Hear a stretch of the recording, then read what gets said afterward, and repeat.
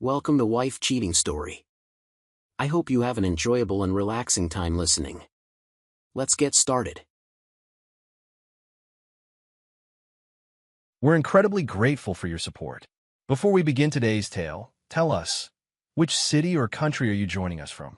We love connecting with our global audience. Now, let's dive into today's story. Chapter 1, Fracture Lines. Donovan Mercer ran his calloused fingers across the oak dining table he'd crafted 5 years ago as a 5th anniversary present for Layla. The same table where she'd just delivered her bombshell. "I need full custody of Zoe and Aiden," Layla repeated, her gaze fixed somewhere over his left shoulder. "Vance thinks it would be better for everyone." Vance thinks, not I think, not the kids need, but what Vance thought was best. "Whatever makes you happy," Donovan replied, surprised by the steadiness in his voice. He watched confusion flash across Layla's face. She'd expected shouting, bargaining, maybe tears. Not this immediate surrender. She recovered quickly, tucking a strand of copper hair behind her ear. "You're okay with this? If that's what you want." He smiled, the expression not quite reaching his eyes. Layla left the room with uncertain steps, phone already in hand, no doubt texting Vance Hollister about her unexpected victory. Once alone, Donovan's placid expression dissolved. He opened his laptop and pulled up the security app he'd installed 3 weeks earlier, when Layla started working late and returning home smelling of unfamiliar cologne. The cameras, disguised as smoke detectors, outlet covers, and picture frames, had been his insurance policy. Now, they would be his salvation. Donovan Mercer had built his custom furniture business from nothing after his parents died in a car accident when he was 19. Those early years had taught him patience, strategy, and the value of careful planning. People often mistook his quietness for weakness. That misperception had cost many business competitors everything. He thought about his children, 10-year-old Zoe with her serious eyes and talent for mathematics, and 7-year-old Aiden who could build intricate Lego structures for hours. The thought of losing them cleaved through him like one of his workshop saws. But Donovan knew that immediate resistance would only make Layla more determined. That night, he reviewed footage from the master bedroom. Layla and Vance lounged on what had once been Donovan's side of the bed. He just gave in. Vance's voice came through with perfect clarity. No argument. None. "It was weird," Layla replied. "I expected a fight." Vance chuckled. "He's always been soft. That's why you're with me now." "The kids will adjust," Layla said. "Once you move in and—" "Let's focus on getting him out first," Vance interrupted. "Once the custody arrangement is settled, we can move forward with everything else." "What if he changes his mind?" Vance's laugh turned cold. "He won't. And if he tries, we'll remind him what happens to people who stand in our way." Donovan paused the video, his expression hardening. He recognized the look in Vance's eyes, the same predatory calculation he'd seen in men who tried to undercut him, steal his designs, or poach his clients over the years. The difference was those men had all failed, and so would Vance Hollister. Downstairs, his phone buzzed with a text from Bryant Walsh, his oldest friend and business partner. "You okay?" Layla mentioned the custody thing to Shannon. Donovan typed back, "I'm fine. Got handled." Bryant's response was immediate. "Bull. Coming over tomorrow." "Bring beer?" "Bring whiskey," Donovan replied. The next day, Bryant arrived with a bottle of bourbon and 20 years of friendship. They sat on Donovan's workshop deck, overlooking the forest behind his property. "You're not actually giving up your kids," Bryant said. It wasn't a question. "No." Donovan poured 2 glasses. "But Layla and her boyfriend need to believe I am." "Her boyfriend?" Bryant's eyebrows shot up. "That pretentious gallery director?" Shannon mentioned Layla volunteering there, but 3 months at least, Donovan confirmed. "Maybe longer." Bryant shook his head. "Why not just divorce her cheating ass and fight for custody?" "Because Vance Hollister doesn't just want my wife." Donovan sipped his bourbon. "He wants my children, my home, possibly my business. And he's planning something to make sure I can't fight back." "What are you going to do?" Donovan's smile was slight but dangerous. "I'm going to give them exactly what they want, and then I'm going to take everything back." That evening, Donovan played with his children in the family room, acutely aware of Layla watching from the doorway, phone clutched in her hand like a weapon. "Daddy, can you help with my science project tomorrow?" Zoe asked, showing him her notebook filled with careful drawings of the solar system. "Of course, sweetheart. But Mom said you're going to be super busy," Aiden interjected, looking confused. Donovan felt Layla tense across the room. "I'm never too busy for you, too," he said, meeting Layla's eyes over their heads. "No matter what happens, I'll always be there for you. Always." For just a moment, something like doubt, or perhaps guilt, crossed Layla's face. Then she turned away, already typing on her phone. Later, reviewing camera footage from Layla's home office, Donovan watched her speak to Vance on a video call. "He's just so calm about everything," she said. "It's unnerving." "It's working in our favor," Vance replied. "Has he signed the preliminary custody agreement?" "Not yet. My lawyer just sent it over.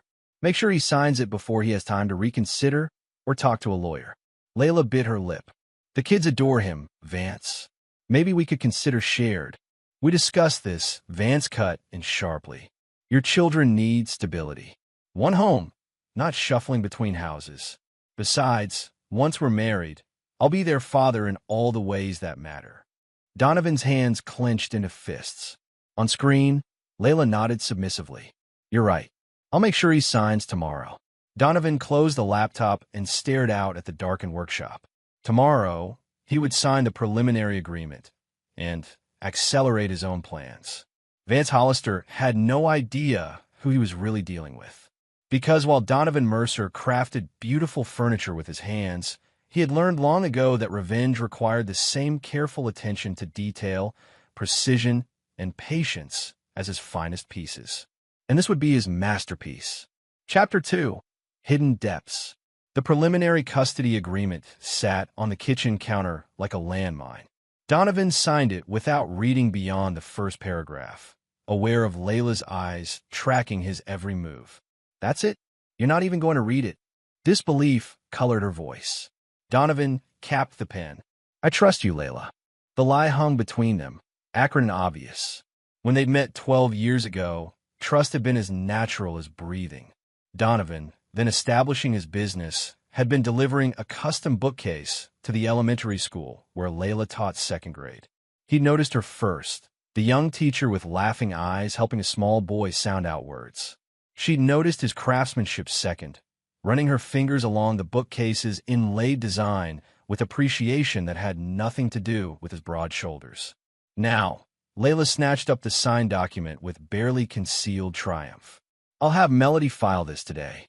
Whatever makes you happy," Donovan repeated, the phrase becoming his mantra.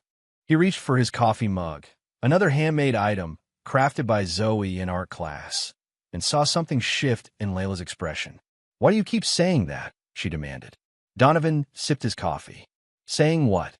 "Whatever makes you happy. Like you don't care. Isn't that what you want? For me not to care?" Before she could answer, his phone rang. "Bryant, right on schedule. Sorry, have to take this. Client emergency." He stepped outside, leaving Layla staring after him.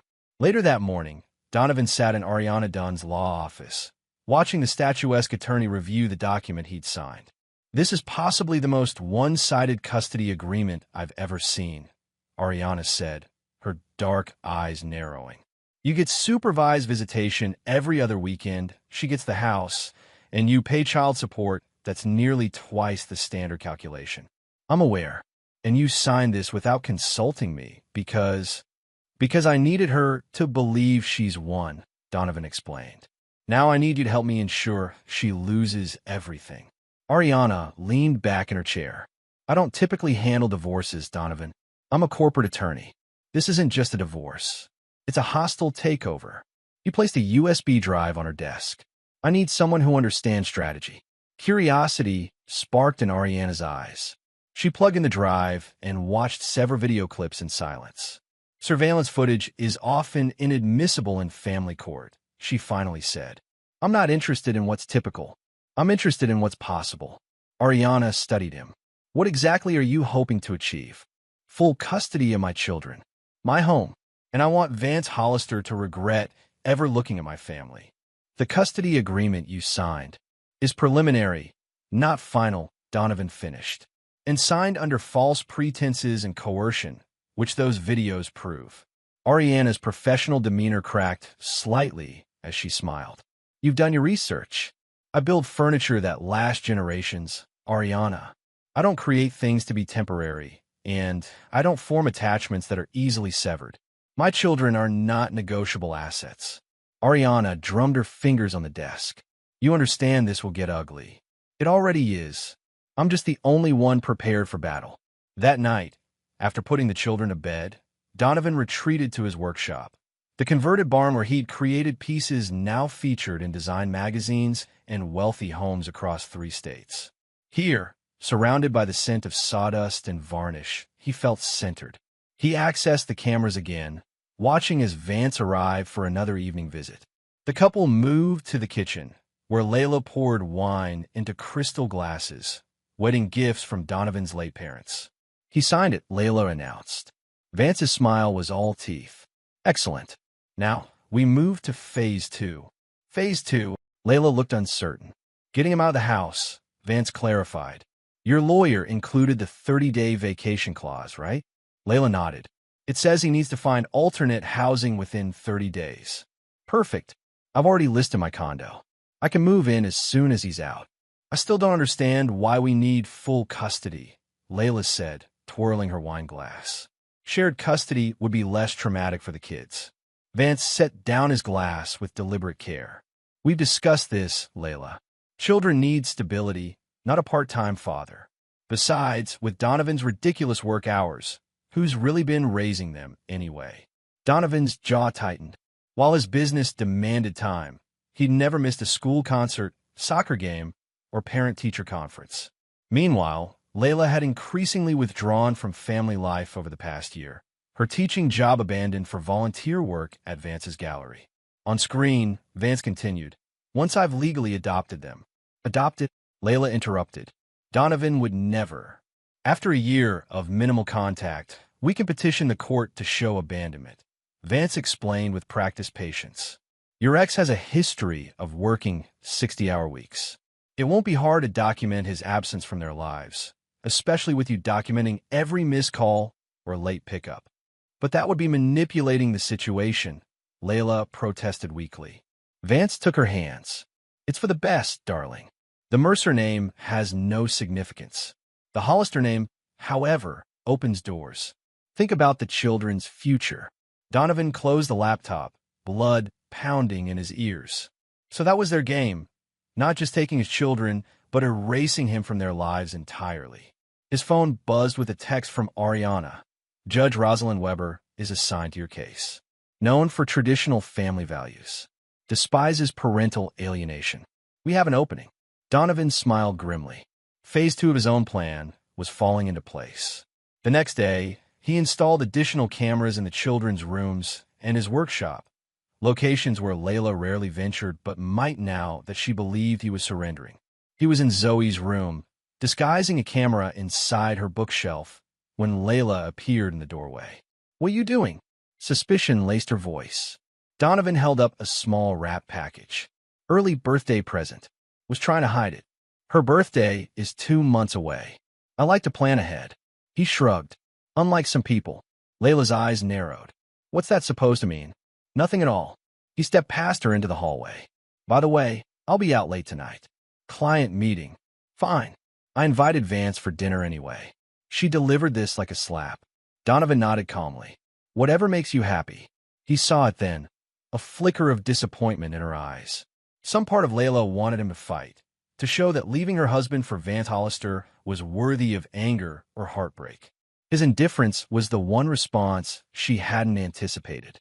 That evening, Donovan didn't go to a client meeting. Instead, he met with Tessa Monroe, Layla's younger sister, at a quiet restaurant 30 miles from town.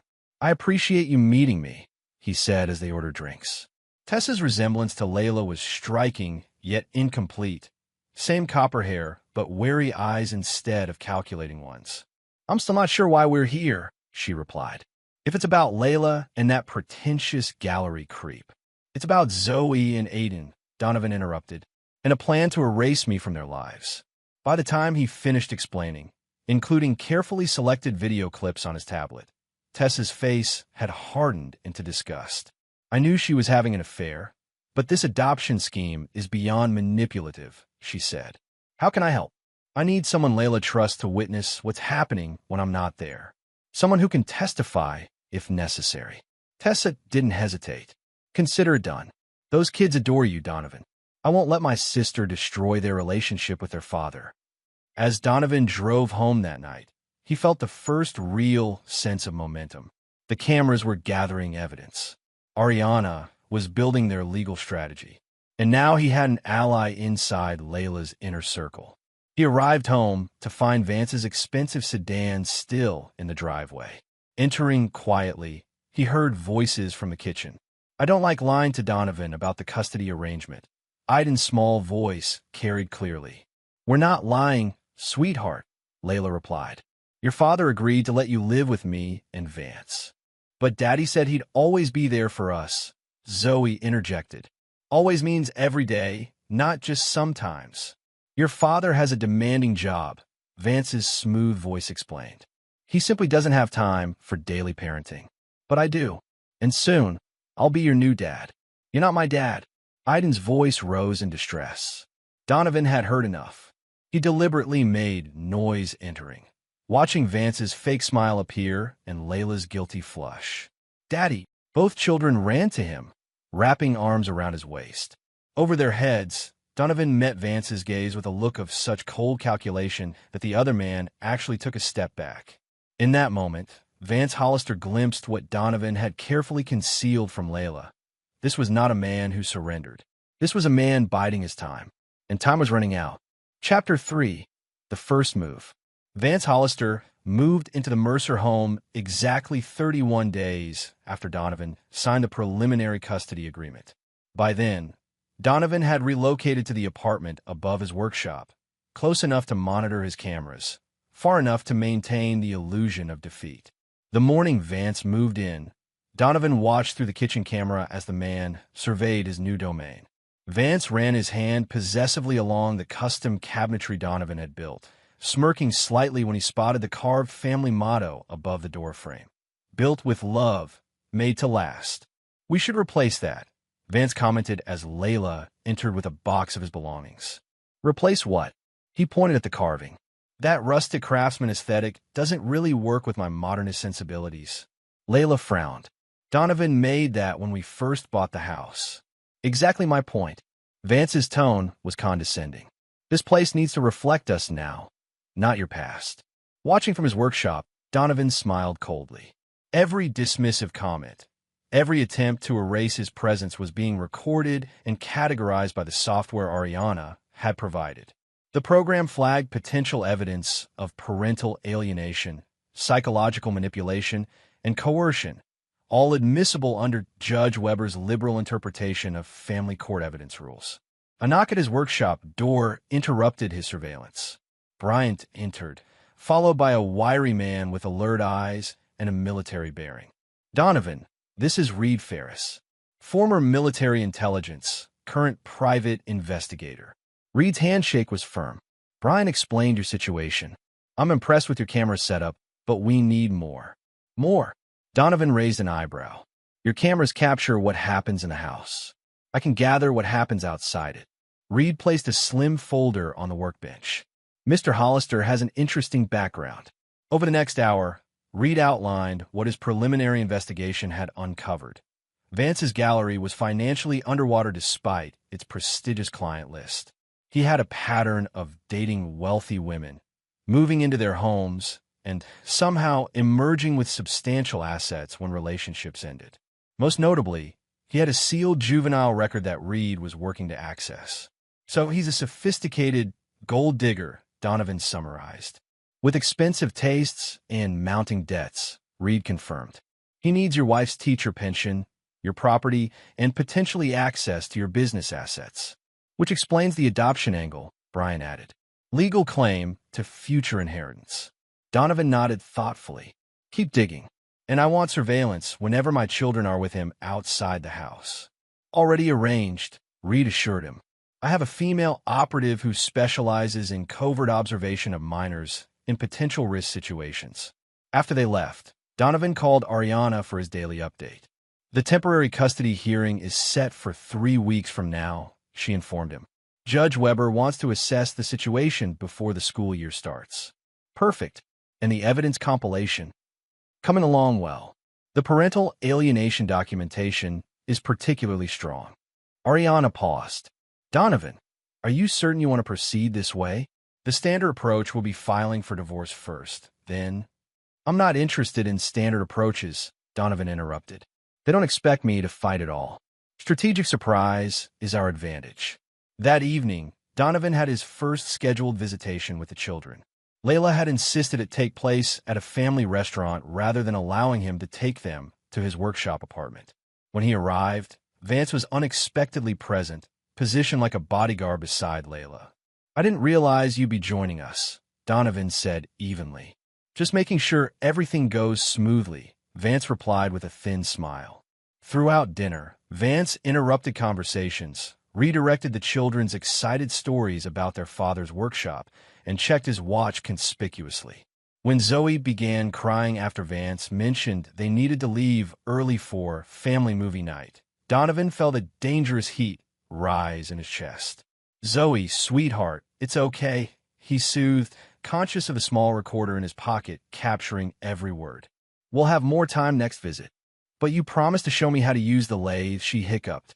And I will, just not today. Vance chuckled. Probably for the best. Woodworking is hardly an appropriate hobby for a young lady. Donovan's eyes locked with Vance's. My daughter can pursue any interest she chooses.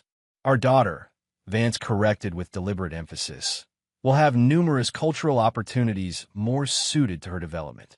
I've already enrolled her in ballet. Without discussing it with me, Donovan's voice remained calm despite his mounting anger. The custody agreement gives Layla authority over extracurricular activities, Vance replied smugly. Later that night, reviewing the recorded conversation with Ariana via video call, Donovan watched her shake her head in disbelief. He's making this almost too easy, she said. Clear parental alienation, deliberate interference with visitation, unilateral decisions about activities. Judge Weber will crucify him. It's not enough, Donovan replied. I need more, something that demonstrates the pattern over time. Be patient, Ariana cautioned. We're building a case meticulously. But patience was becoming increasingly difficult. The next morning, his phone exploded with texts from Tessa. Vance just told the kids to start calling him Dad. Layla didn't even object. Zoe refused and got sent to her room. Donovan's workshop saw more destroyed wood that day than finished pieces. When he checked the cameras that evening, he watched Vance conducting what appeared to be a home redecoration assessment with an elegant woman in designer clothing. Everything must go, Vance was saying, gesturing dismissively at the family photos and handcrafted furniture. We need clean lines, minimalist aesthetic.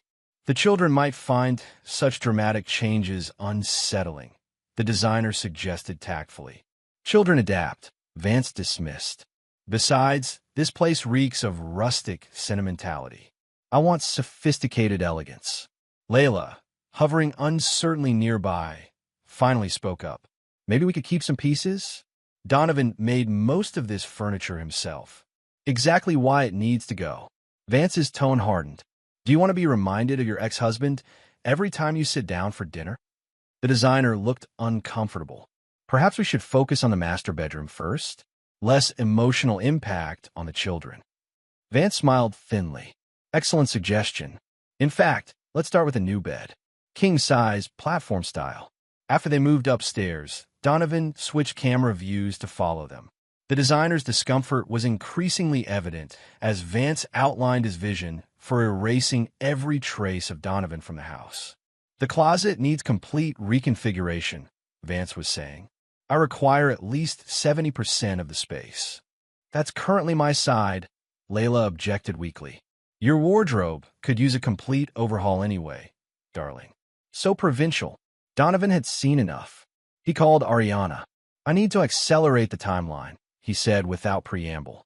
They're systematically erasing me from my children's lives. We discussed this, Donovan. Building the case properly takes. They've already told Zoe she can't continue woodworking. They're replacing every piece of furniture I made. They're punishing my daughter for not calling Van's dad. Ariana's silence spoke volumes. Finally, she said, I'll file the emergency motion tomorrow. But Donovan, no direct confrontation. Let the system work. The next day, Donovan was finishing a client commission when his phone rang with an unknown number. Mr. Mercer? This is Principal Winslow from Lakeside Elementary. There's been an incident with Aiden. He's asking for you specifically. Donovan arrived at the school in record time, finding his son sitting miserably in the office, knuckles bloody and tears streaming down his face. Daddy, Aiden launched himself into Donovan's arms. Principal Winslow explained that Aiden had punched another boy who teased him about having two dads now.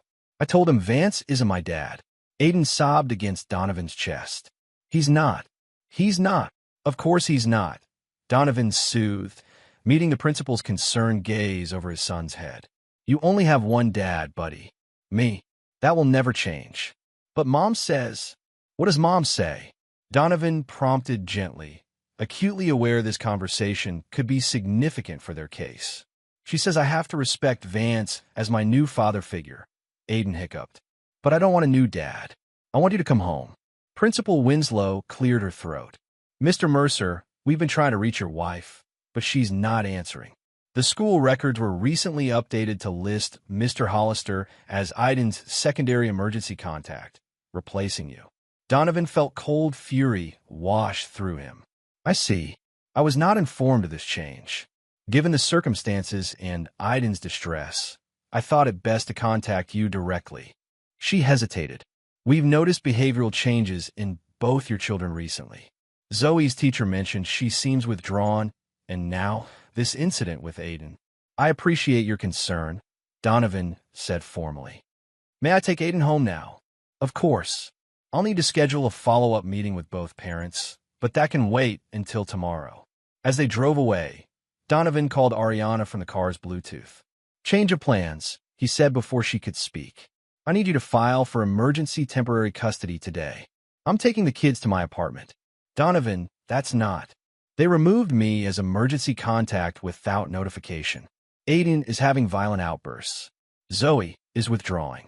This qualifies as emotional harm under state statutes. Ariana was silent for a moment. Bring Aiden to my office. I'll have the paperwork ready. For hours later, armed with an emergency custody order signed by Judge Weber herself, Donovan returned to the family home to collect both children and essential belongings. Layla's face drained of color when she opened the door to find Donovan flanked by a sheriff's deputy and Ariana. What is this? She demanded. Emergency custody order, the deputy explained, handed her the document. Mr. Mercer has temporary physical custody of the minor children, pending an emergency hearing. You can't do this. Layla's voice rose hysterically. I just did, Donovan replied calmly. Zoe, Aiden, pack overnight bags, please. You're staying with me for a while. As the children raced upstairs, Vance appeared from the kitchen, face contorted with rage. This is ridiculous. We have a signed custody agreement, which you violated repeatedly, Ariana interjected smoothly. Parental alienation, unauthorized changing of emergency contacts, emotional distress to the children. Shall I continue? You're making a mistake, Vance hissed at Donovan. No, Donovan replied with deadly calm. You made the mistake. You tried to take my children. As they left with the excited children, Donovan caught Layla's bewildered expression. For the first time, she was seeing through the mask of compliance he'd worn these past weeks. The man who would do whatever made her happy was gone. In his place stood a father who would burn the world to protect his children. And he was just getting started. Chapter 4, Counterattack. The morning after executing the emergency custody order, Donovan woke to small feet padding into his workshop apartment. Zoe and Aiden, still in pajamas, climbed onto his bed with matching expressions of uncertainty. Is this real, Daddy? Zoe asked. Are we really staying with you now? Donovan pulled them close. For now, yes. There's going to be a special meeting at the courthouse to decide what happens next. Will we have to go back to Mom and... Aiden couldn't bring himself to say Vance's name. I don't know yet, buddy. but I promise I'm doing everything possible to make sure we stay together.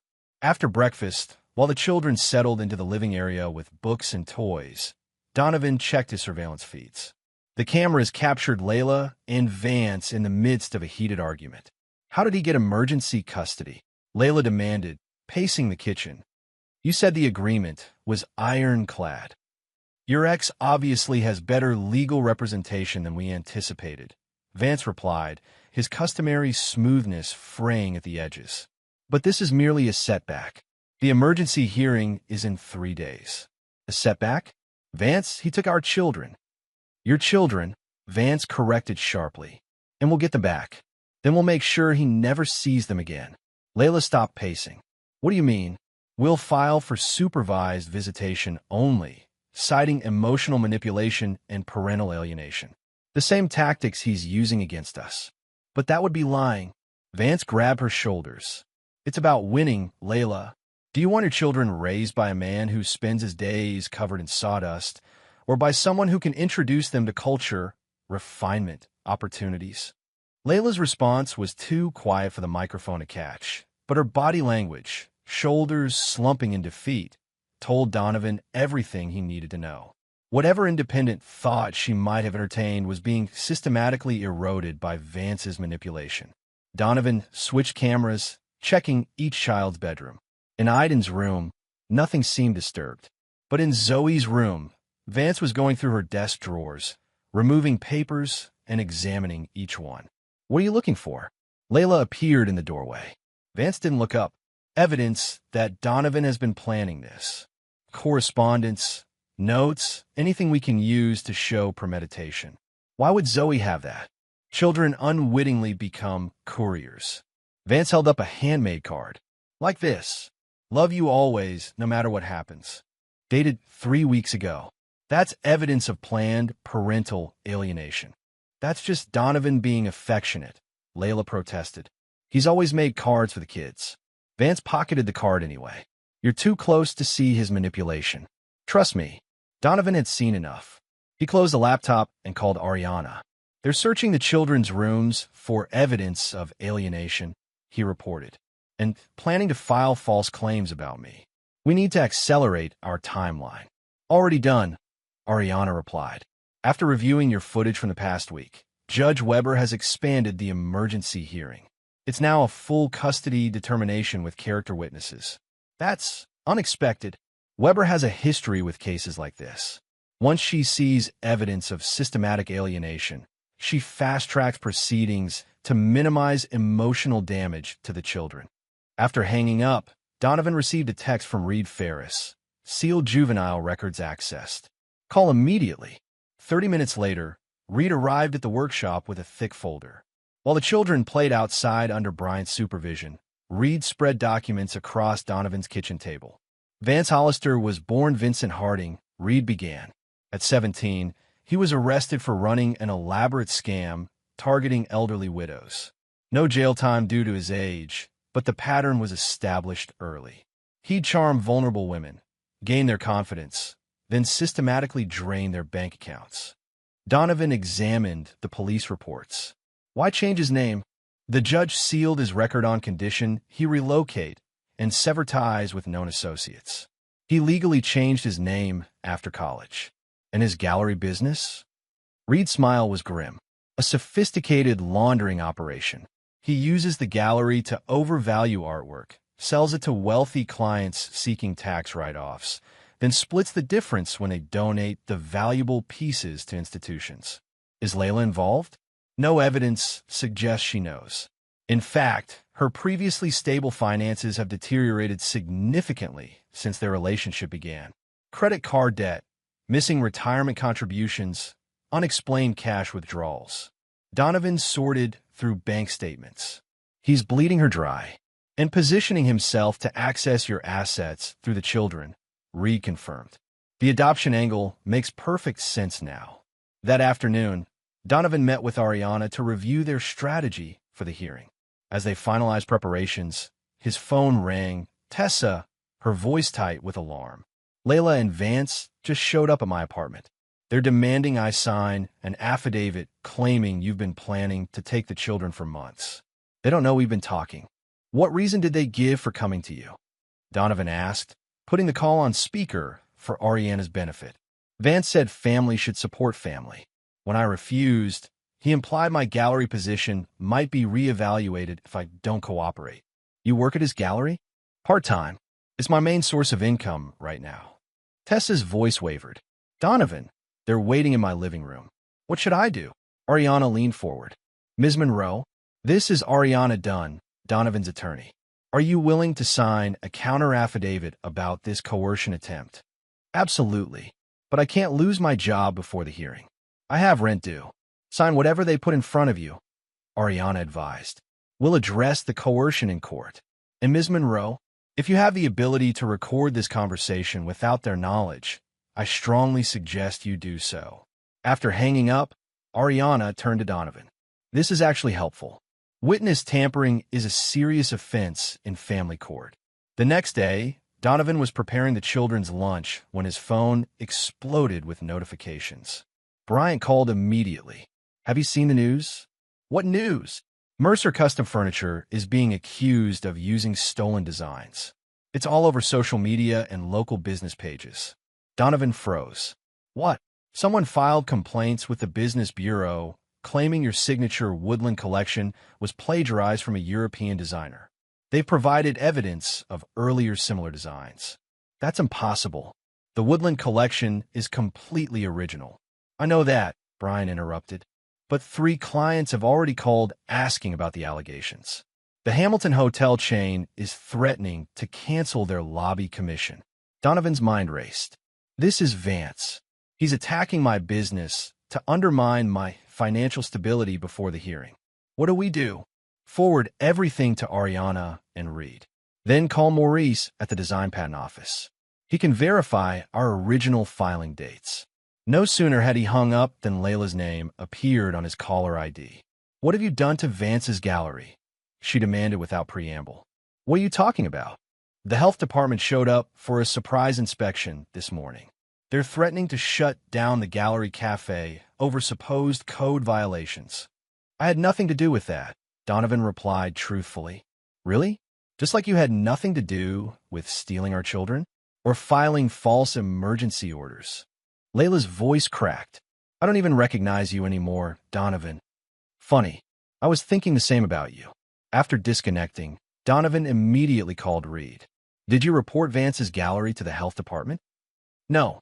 Reed sounded perplexed.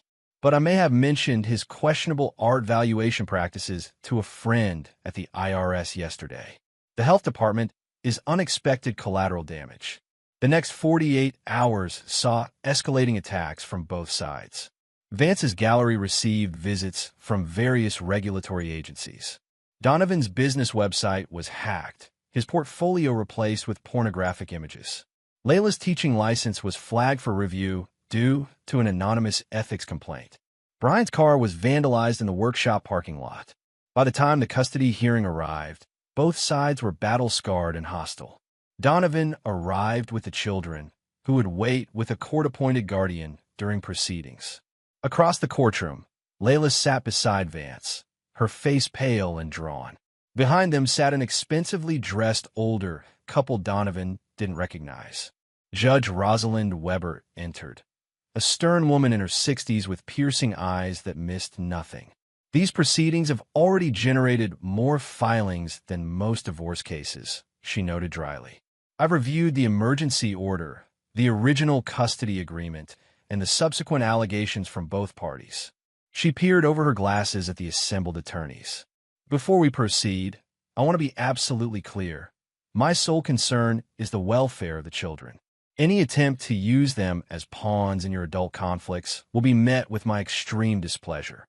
Layla's attorney, a nervous young man named Martin Shepard, rose first, outlining their case for upholding the original custody agreement. He emphasized Donovan's demanding work schedule, Layla's primary caregiver status, and the stable home environment she and Vance provided. When Ariana rose, she took a different approach. Your Honor, rather than making claims, we prefer to present evidence. She nodded to a court technician who wheeled in a large monitor. With the court's permission, we've compiled video evidence that directly contradicts the assertions made by opposing counsel. Judge Weber frowned. Video evidence is unusual in these proceedings, Ms. Dunn. The circumstances are unusual, Your Honor. We have documented evidence of systematic parental alienation, coercion, and false statements made by the respondents. I'll allow it, but be concise. For the next 20 minutes, the courtroom watched in growing silence as carefully selected clips played. Vance instructing the children to call him Dad. Layla removing Donovan's photographs from the children's rooms. Vance searching Zoe's belongings for evidence. The argument about erasing all traces of Donovan from home. Most damning was the recorded conversation from Tessa's apartment, where Vance explicitly threatened her employment if she wouldn't sign a false affidavit. When the videos concluded, Judge Weber's expression had hardened to granite. She turned to Layla's attorney. Does your client wish to explain these recordings, Mr. Shepard? The young lawyer conferred frantically with Layla and Vance. Finally, he stood. Your Honor, we question the legality of these recordings, made without consent in a private residence. The residence belongs to Mr. Mercer as well as Ms. Mercer, Ariana countered smoothly. Under state law, he has the right to monitor his own property. Judge Weber nodded. The recordings are admissible. Now, does your client wish to respond to their content? Before the attorney could answer, the courtroom doors opened, and a man in a dark suit entered, approaching the bench with a document. Your Honor, I'm Special Agent Daniel Rhodes with the Federal Bureau of Investigation. I have a warrant for the arrest of Vincent Harding, also known as Vance Hollister, on charges of wire fraud, tax evasion, and art forgery. The courtroom erupted in chaos. Vance leapt to his feet, his face contorted in fury. This is a setup, he shouted, pointing at Donovan. He orchestrated this entire thing. Mr. Hollister, Judge Weber's voice cut through the noise like a whip. Control yourself, or I'll have you removed. The FBI agent continued calmly. The investigation into Mr. Hollister's gallery operations has been ongoing for 14 months. Today's arrest is the culmination of that investigation and unrelated to these proceedings. As Vance was handcuffed and led away, Layla sat frozen in shock. The well-dressed couple behind her, apparently Vance's parents, slipped quietly from the courtroom. Judge Weber called a 30-minute recess. When proceedings resumed, Layla sat alone with her attorney, her face tear-streaked but composed. In light of these extraordinary developments, Judge Weber began. Does the respondent wish to amend her position regarding custody?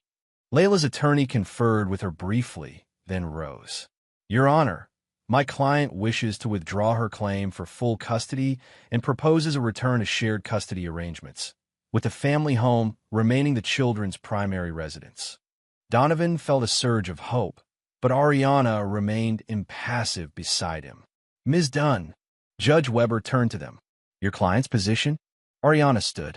Your Honor, given the documented evidence of parental alienation and the psychological impact on the children, we maintain our request for full physical custody to Mr. Mercer, with supervised visitation for Ms. Mercer until family counseling has been completed. Judge Weber nodded thoughtfully. Mr. Mercer, would you stand, please? Donovan rose, meeting the judge's evaluating gaze steadily. I've reviewed your personal and financial information, she said. Your business is successful but demands significant time commitment. How do you propose to manage full-time parenting responsibilities? I've restructured my business operations, Your Honor.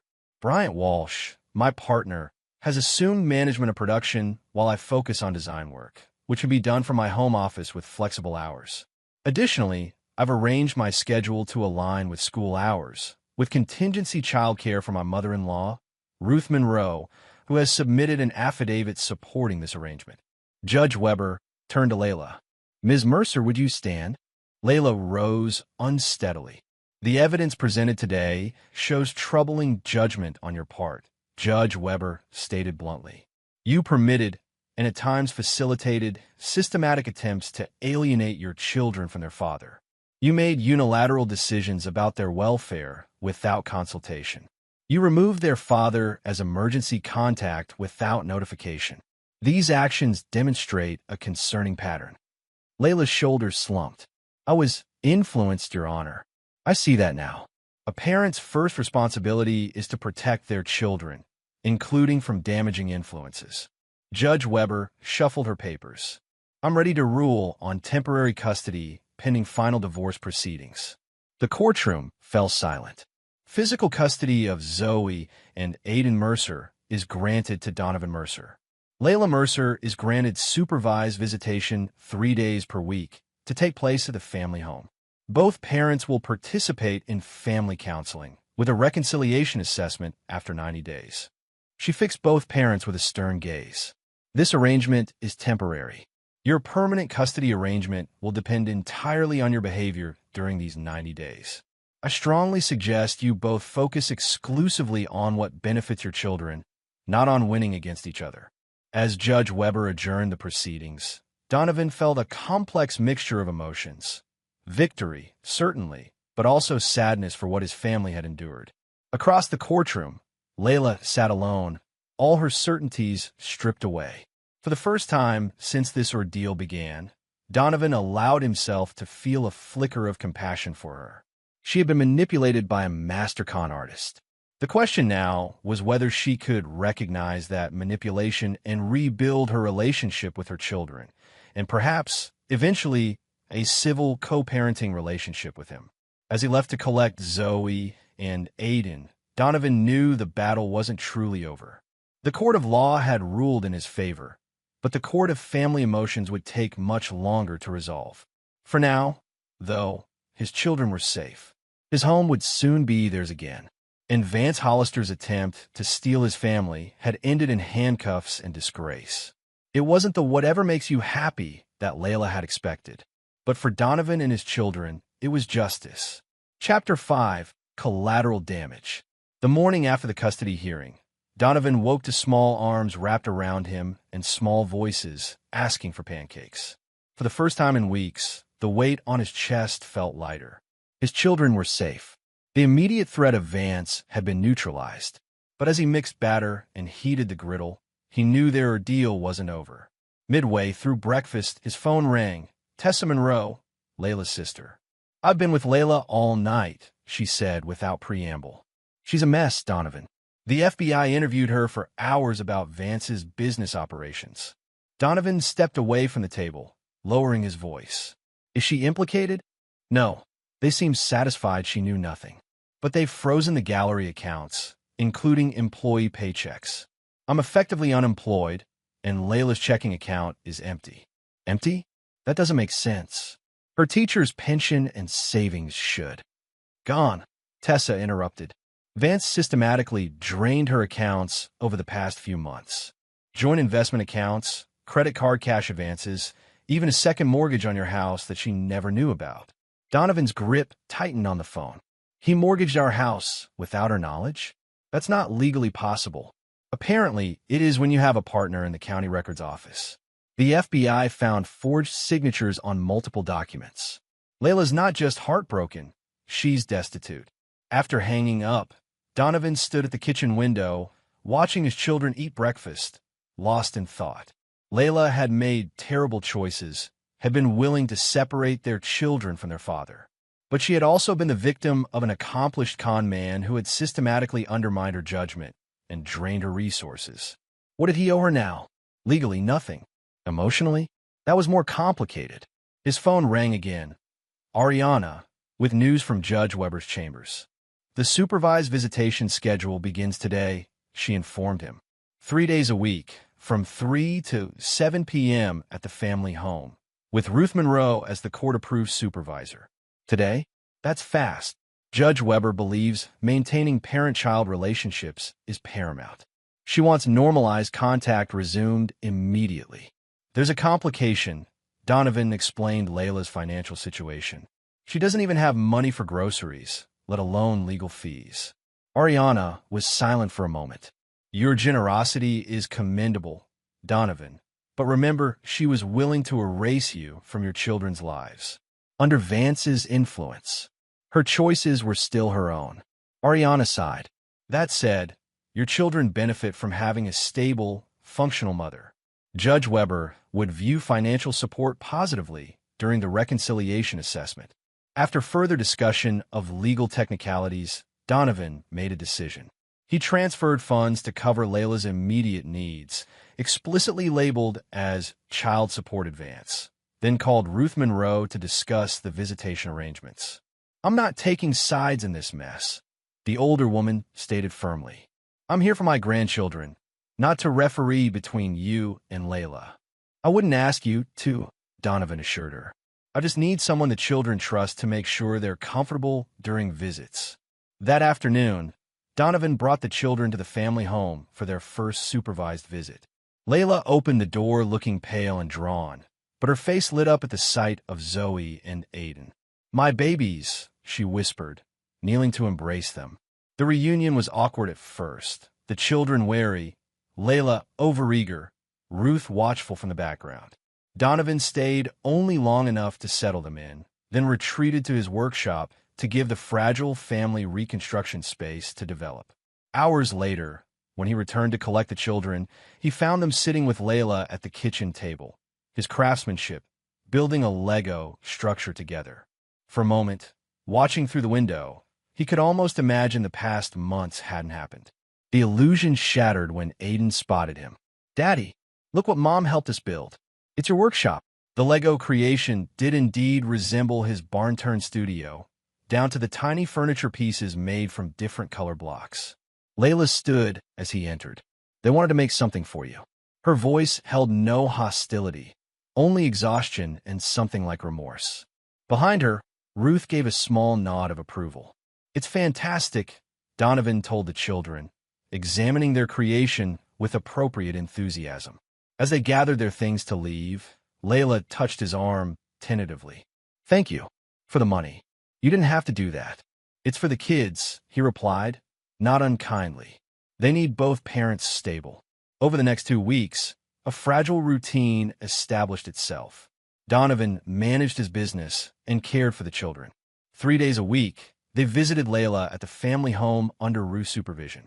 Twice weekly, both parents attended counseling sessions with Dr. Eleanor Weiss, court-appointed family therapist.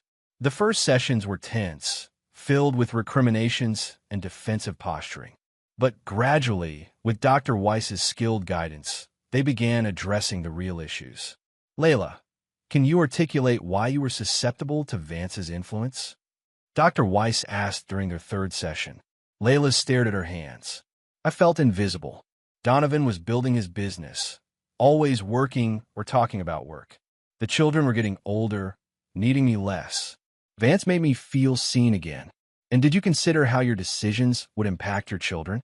I told myself they would adapt, that having a stepfather who was present was better than a father who was always working. Layla's voice faltered. "I was wrong. So wrong." Donovan leaned forward. "I work hard to provide security for our family, but I never intended for you to feel invisible." "Did you communicate these feelings to Donovan before involving Vance in family decisions?" Dr. Weiss pressed. Layla shook her head mutely. Progress was slow but steady. Outside the counseling sessions, however, practical realities created new tensions. The FBI investigation into Vance's gallery operations revealed extensive financial fraud implicating several prominent community members. Local media coverage was relentless, with reporters staking out both the family home and Donovan's workshop. The children, initially sheltered from the scandal, eventually encountered it through school playground gossip. Aiden came home in tears after being teased about his criminal almost stepdad. Zoe, more reserved, stopped participating in class discussions. Donovan consulted Dr. Weiss, who arranged additional counseling for the children and advised careful, age-appropriate honesty about the situation. "They need to understand this isn't their fault," she emphasized, "and that sometimes adults make serious mistakes." Meanwhile, Layla struggled to rebuild her life. The second mortgage Vance had fraudulently obtained against the family home complicated her housing situation. When the bank initiated foreclosure proceedings, Donovan faced a difficult decision. "You have options," Ariana advised during an emergency consultation. "You could let the foreclosure proceed, purchase the property yourself at auction, or pay off the fraudulent mortgage to protect your ownership interest." And Layla, "Legally," She committed no fraud, but she's still party to the existing original mortgage. If you save the house, you're essentially helping her avoid homelessness. Donovan thought of his children, of the home he'd renovated with his own hands, of the workshop where he'd built his business. I'll pay it off, he decided, but I want full ownership transferred to me as part of the divorce settlement, with Layla granted living rights during the custody reconciliation period. Ariana nodded approvingly. That's fair and generous while protecting your interests. The divorce proceedings progressed in parallel with the custody reconciliation process. Donovan maintained his focus on the children's welfare, navigating the complex emotional terrain with as much grace as he could muster. Not everyone understood his approach. Bryant challenged him during a rare night out.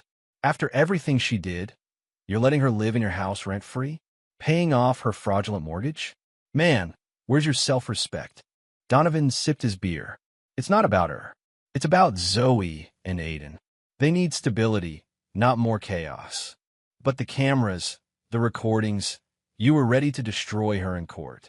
I was ready to do whatever necessary to protect my children, Donovan corrected. Now they need a healthy relationship with their mother. Bryant shook his head. You're a better man than I would be. 6 weeks into the reconciliation period, just as things seemed to be stabilizing, a new crisis emerged. Donovan received an urgent call from Tessa while in a client meeting. They've arrested Ruth, she blurted. FBI agents showed up during Layla's visitation with the kids. They took Ruth in for questioning about art appraisals for Vance's gallery. Donovan's blood ran cold. The children. Layla called me. I'm with them now, but they're pretty shaken up, especially Zoe. She tried to stop the agents from taking her grandmother. Donovan rushed to the family home, finding his children huddled together on the sofa while Layla and Tessa spoke in hurried whispers in the kitchen. What happened? He demanded. Layla turned to him, eyes red-rimmed. They said Mom's signature appears on fraudulent appraisals for artwork Vance sold to tax evaders. They think she was part of his scheme. That's impossible, Donovan said flatly. Ruth wouldn't be involved in fraud. I know that, Layla snapped, then took a deep breath. Sorry, They handcuffed her in front of the children, Donovan. Together, they tried to comfort Zoe and Aiden, explaining in simplified terms that sometimes mistakes happen and grandmother would be home soon. When the children finally settled for naps, exhausted from emotional overload, the adults regrouped. We need a lawyer for Ruth, Tessa said. A good one. I'll call Ariana, Donovan offered. She can recommend a criminal defense attorney. Layla nodded gratefully. Thank you. I can't. I don't have. It's okay, Donovan assured her. We'll figure this out.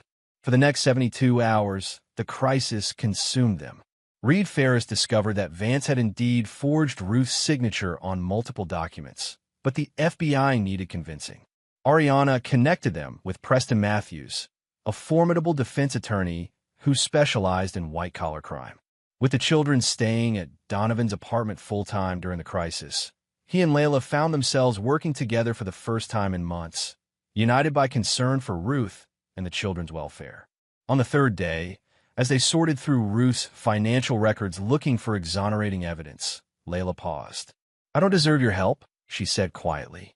After everything I did, Donovan continued examining bank statements. This isn't about deserving. It's about doing what's right for everyone involved.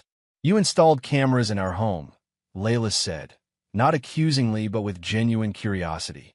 You recorded our private conversations. You were prepared for war. Yes. Yet now you're helping me, helping my mother. What? Donovan finally looked up.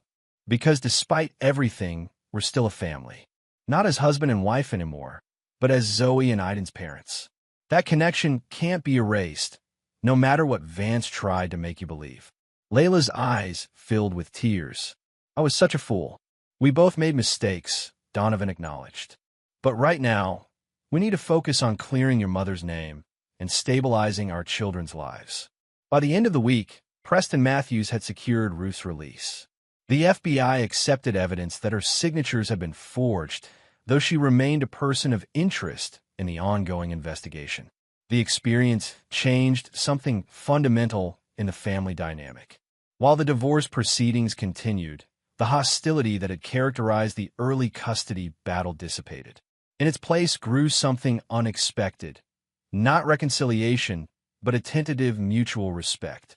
During their next counseling session, Dr. Weiss observed the shift. "You two have made remarkable progress," she noted.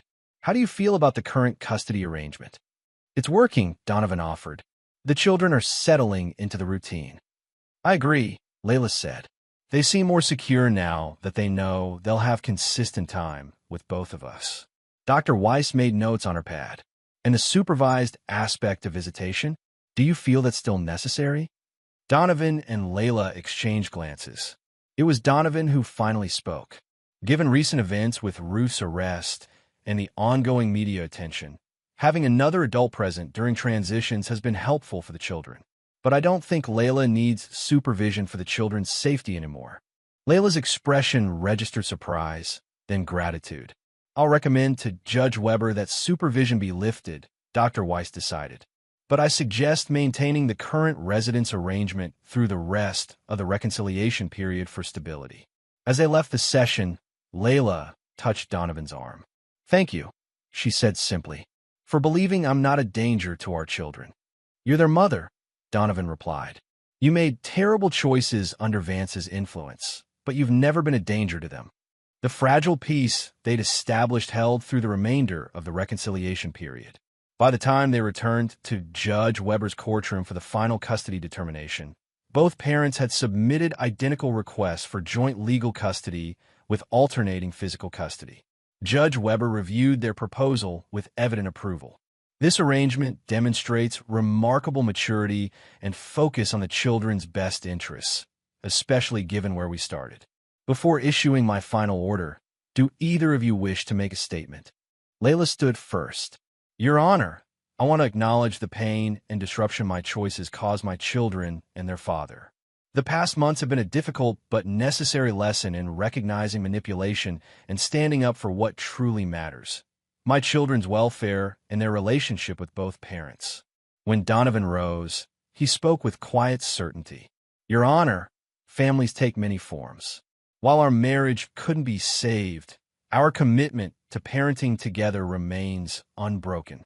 The arrangement we've proposed reflects our shared priority, giving Zoe and Aiden the security of two parents who, despite everything, still respect each other enough to collaborate for their benefit." Judge Weber nodded approvingly. "Motion granted. Joint legal and physical custody is awarded according to the submitted schedule. This court retains jurisdiction for 1 year to address any implementation issues, but I don't anticipate any." She smiled at both parents. "You've turned a potentially devastating situation into an opportunity for growth and cooperative parenting. Your children are fortunate indeed." Outside the courtroom, as Zoe and Aiden celebrated with Ruth and Tessa, Donovan and Layla stood apart from the family group. "So that's it," Layla said softly. "Officially co-parents, not spouses." "It's a good outcome," Donovan replied. "Better than I expected 6 months ago. When you said whatever makes you happy and secretly installed cameras," Donovan smiled slightly. "That wasn't my finest moment." "Neither was trying to give away your children to please a con artist," Layla acknowledged. "For what it's worth, I am sorry, Donovan. Truly sorry. I know. And for what it's worth, I forgive you." They watched their children, laughing, whole, secure in the knowledge that both parents would remain constants in their lives. "You never really gave up, did you?" Layla asked suddenly. "Even when you signed that first agreement, you were already planning your counterattack." "I never considered giving up my children an option," Donovan confirmed. "Not for a second. That's what I never understood about Vance's plan," Layla mused. "Anyone who really knew you would understand that about you. You build things to last. You don't surrender what matters."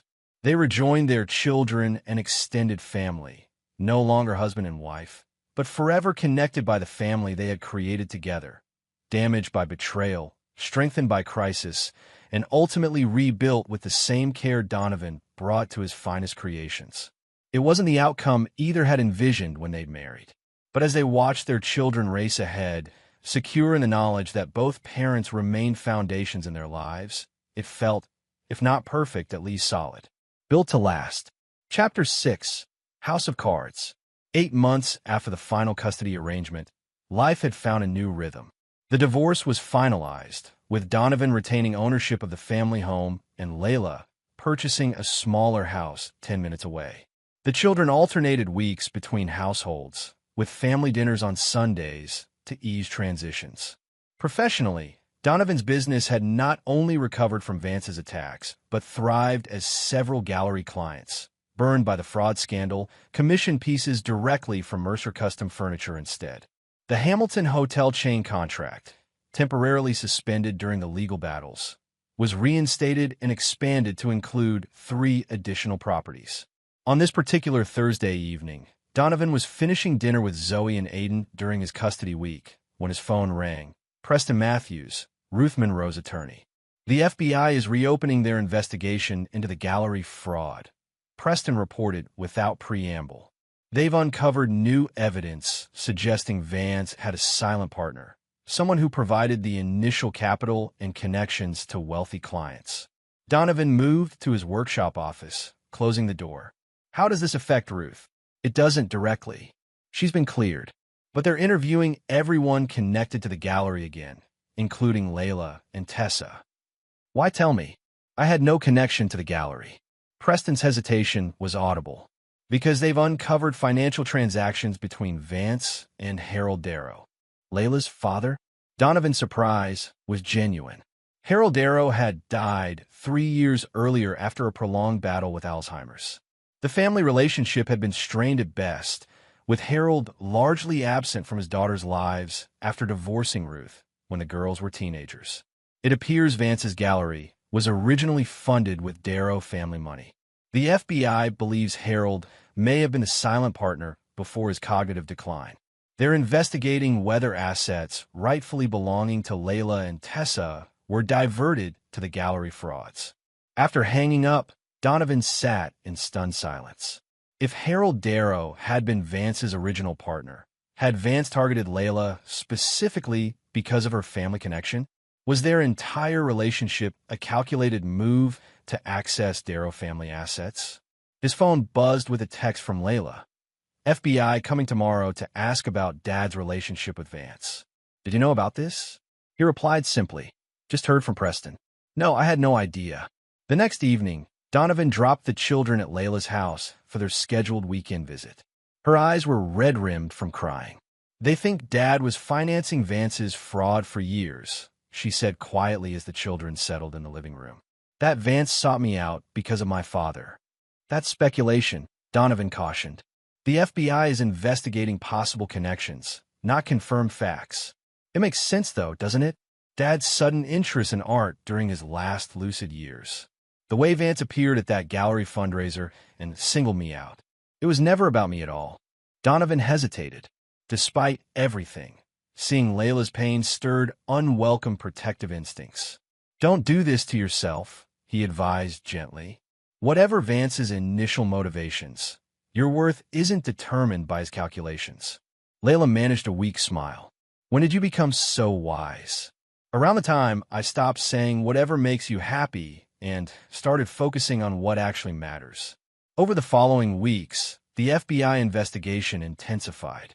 Financial forensics revealed that substantial Darrow family assets had indeed been diverted to Vance's gallery operations through offshore accounts and shell companies. As Harold's cognitive abilities declined, Vance had apparently sought control through Layla, hoping to access the remaining family trusts. The revelation devastated both Monroe sisters. Tessa threw herself into assisting the investigation, determined to recover whatever assets could be salvaged. Layla withdrew emotionally, her hard-won stability threatening to crumble under this new betrayal. Donovan noticed the impact on the children immediately. Aiden became clingy during transitions to Layla's house, while Zoe grew anxious about her mother's emotional state. Mom cries a lot when she thinks we're asleep, Zoe confided during their drive to school. Is she going to go to jail like Vance? Absolutely not, Donovan assured her. Your mom didn't do anything wrong. She's just sad about learning some difficult truths. About Grandpa Harold? Yes, and about Vance. It's hard to learn someone you trusted was lying to you. Zoe considered this thoughtfully. Like how Mom trusted Vance, but he was really just after Grandpa's money? Donovan winced at her precocious understanding. Something like that. But it's not your job to worry about adult problems, okay? That evening, he called Dr. Weiss for guidance. They had continued family therapy even after the custody arrangement was finalized, finding it valuable for navigating co-parenting challenges. The children are picking up on Layla's distress, he explained. I don't want to overstep boundaries, but I'm concerned. Your concern is appropriate, Dr. Weiss affirmed. Have you spoken directly with Layla about how this is affecting the children? Not yet. Our communication has improved, but this feels complicated. Dr. Weiss was silent for a moment. Donovan, you've done remarkable work establishing healthy co-parenting boundaries. But sometimes children's needs require flexibility. If you believe Layla's emotional state is impacting Zoe and Aiden, direct communication is your best approach. After considering Dr. Weiss's advice, Donovan texted Layla, "Can we talk tomorrow? Just us about the kids." Her reply came quickly. "Is something wrong?" "Nothing urgent. Just want to check in.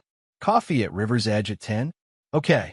The next morning, they met at the small cafe overlooking the river that divided their town. Layla arrived, looking exhausted but composed. "The kids are worried about you," Donovan began after they'd ordered. "Zoe says you cry at night. Aiden's becoming anxious about transitions." Layla stared into her coffee. "I thought I was hiding it better. Children are perceptive. They don't need to understand the FBI investigation to sense your distress. What should I do? Pretend everything's fine when my entire life feels like one massive manipulation? My father, Vance, maybe even my childhood was built on fraud." Donovan chose his words carefully. "Your relationship with your father was complicated long before Vance appeared. His financial dealings don't change who you are or what you mean to the children. But that's just it. Who am I, Donovan? The woman who abandoned teaching to work at her boyfriend's fraudulent gallery? The daughter of a man who funded our forgeries? The ex-wife who tried to take your children away?" Her voice cracked. "Every role I thought defined me has been tainted." "You're still their mother," Donovan said firmly. "That hasn't changed and never will. Right now, they need you to be stable, present, and reassuring." Layla wiped away tears. "I'm trying. But the FBI interviews, the shocked looks from friends, the newspaper articles. It's overwhelming." Donovan considered her with newfound insight. During their marriage, Layla had always sought external validation from parents, colleagues, friends. With those foundations crumbling, she was struggling to find solid ground. "See Dr. Weiss individually," he suggested. "She's helped me tremendously with perspective. And maybe consider taking the children somewhere for a weekend, away from the investigation and local gossip." "I can't afford a trip right now," Layla admitted. "Most of my savings went to the down payment on the house, and the legal fees from the custody battle drained the rest." Donovan didn't hesitate. "Use the lake cabin. It's peaceful there, and the children love it." "Your family cabin? Are you sure? It's still half yours until the divorce property division is finalized. Besides, the children's well-being matters more than property lines." Layla studied him with a mixture of gratitude and curiosity. "You really have changed, haven't you? The old Donovan would have held every asset hostage after what I did. The old Donovan was so focused on building security through his business that he missed the security crumbling at home," he acknowledged. "We've both changed." The conversation shifted to practical matters, the cabin details, what activities might help distract the children, how to address their questions about the investigation. By the time they parted, a tentative plan was in place, and Layla seemed marginally more centered. That night, Donovan updated Dr. Weiss on their conversation. "Offering the cabin was generous," she commented, "and potentially risky given your history. The risk seems minimal compared to the benefit for the children." And for Layla, Dr. Weiss noted, "Your capacity for compassion towards someone who caused you significant pain is remarkable." Donovan considered this. "It's not really compassion. It's pragmatism. Layla's well-being directly impacts my children's well-being." "Perhaps. But many divorced parents in your position would focus solely on their time with the children, leaving the other parent to manage their own problems. That approach seems short-sighted. Dr. Weiss smiled. And that perspective is precisely why your family is healing. The weekend at the lake cabin proved transformative.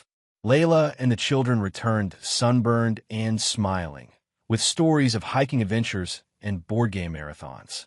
Aiden's anxiety about transitions noticeably decreased, while Zoe reported proudly that Mom only cried once, and it was because she was laughing so hard when I fell in the lake. As summer approached, the family settled into a new normal. The FBI investigation continued, but its immediate impact on their daily lives diminished. Vance remained in custody awaiting trial, his bail denied due to flight risk concerns. Then, on an ordinary Tuesday in June, everything shifted again. Donovan received an urgent call from Tessa while in a client meeting. They've arrested Charles Hollister, Vance's father, she reported breathlessly. And they're questioning his mother, Marion. The FBI believes they were involved in the fraud scheme from the beginning. How does this affect Layla or Ruth? It doesn't directly, but Donovan, they found evidence that Harold wasn't Vance's original partner. He was his target, just like Layla was. The Hollisters have apparently been running this same scheme for decades, using their son to establish relationships with wealthy families, then systematically draining their assets. Donovan absorbed this information with growing concern. Have you told Layla? Not yet. She's teaching summer school today. I wanted to talk to you first because, well, this might actually be good news for her emotionally. It means our father wasn't complicit in fraud. He was a victim, just like Layla. That is significant, Donovan agreed. But it could also re-traumatize her to learn how calculated this whole thing was. They agreed Tessa would tell Layla in person that evening, with Dr. Weiss on standby for support if needed. The revelation about the Hollisters proved both healing and horrifying for Layla. While relieved that her father hadn't been a willing participant in fraud, the discovery that Vance's parents had orchestrated similar cons with multiple families over decades was deeply disturbing. They raised him to do this, she told Donovan during their next custody exchange. His whole life was training for identifying and exploiting vulnerable wealthy families.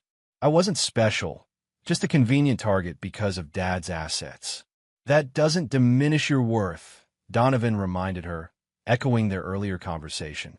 If anything, it confirms that none of this was your fault. The arrest of the Hollisters altered the trajectory of Vance's case. Facing overwhelming evidence and hoping for leniency, he accepted a plea deal that implicated his parents in decades of fraud.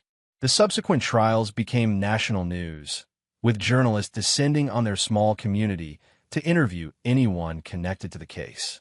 Donovan fiercely protected the children from media attention, working with Layla to maintain their routine despite the chaos.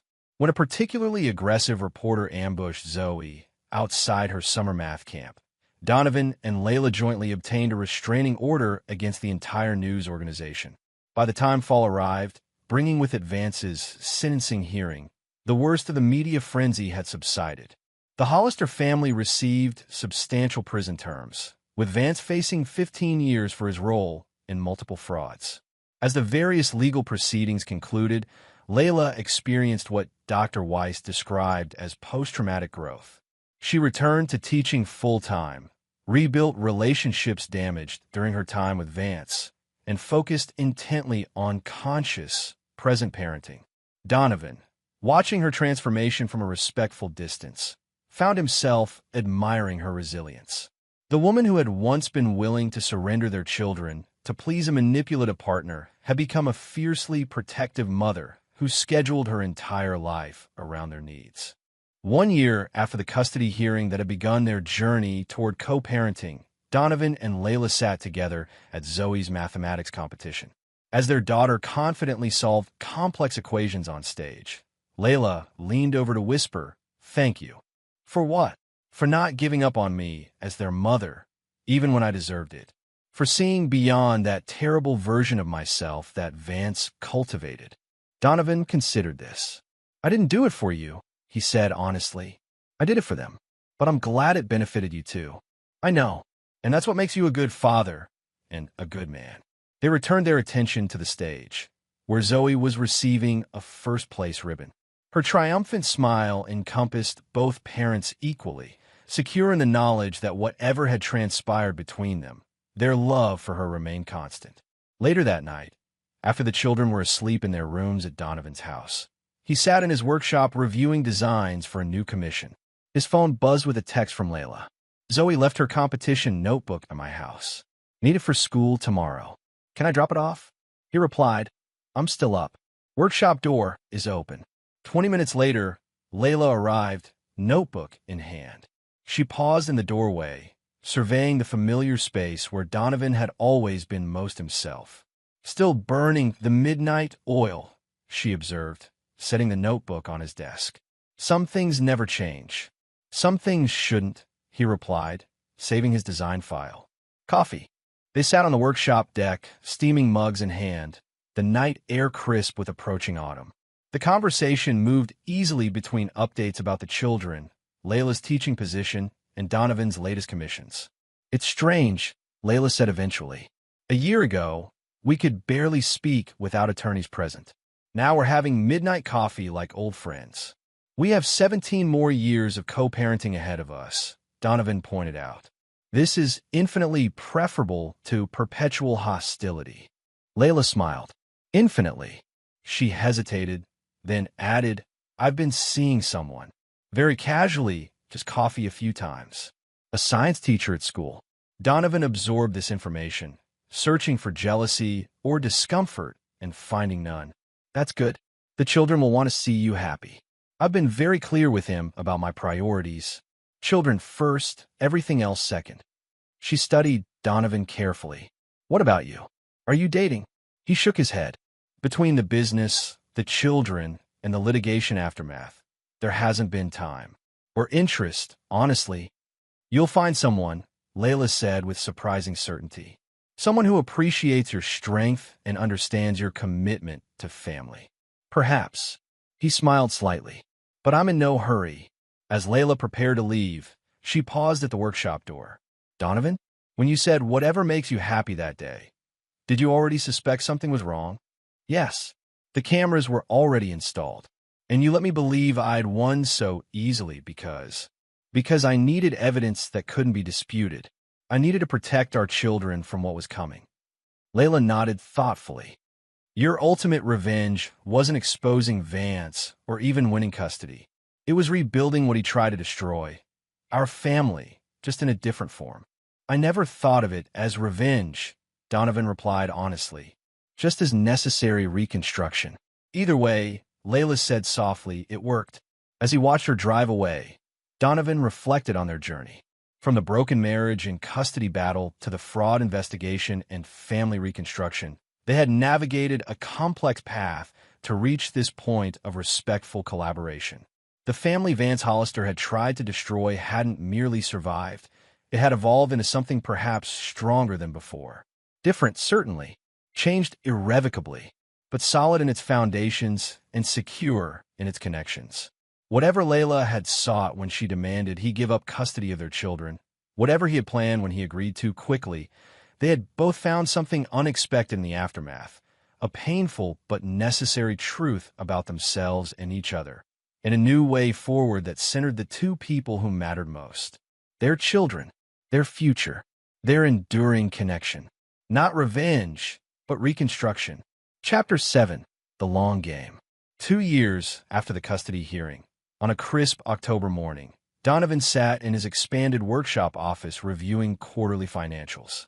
Mercer Custom Furniture had grown from a one-man operation to a thriving business with 12 employees, including skilled craftspeople poached from high-end manufacturers and 2 design school graduates completing apprenticeships.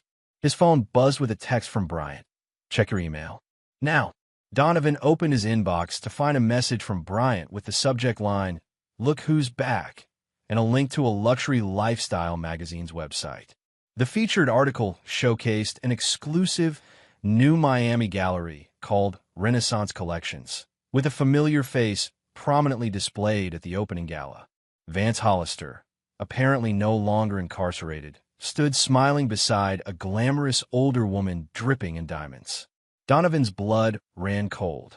The article identified the woman as Elaine Worthington, 72, described as a philanthropist and art collector whose generous patronage has made Renaissance collections an instant destination for discerning collectors.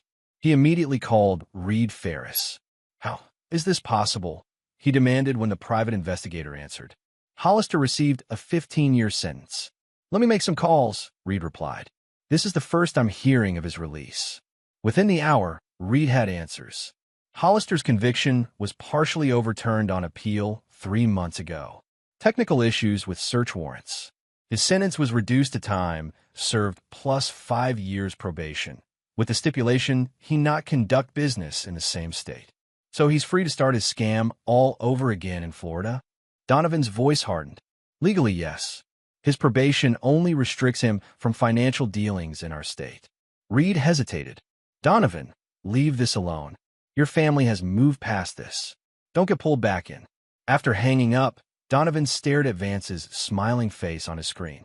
The man who had nearly destroyed his family was clearly beginning the same predatory cycle with a new vulnerable target.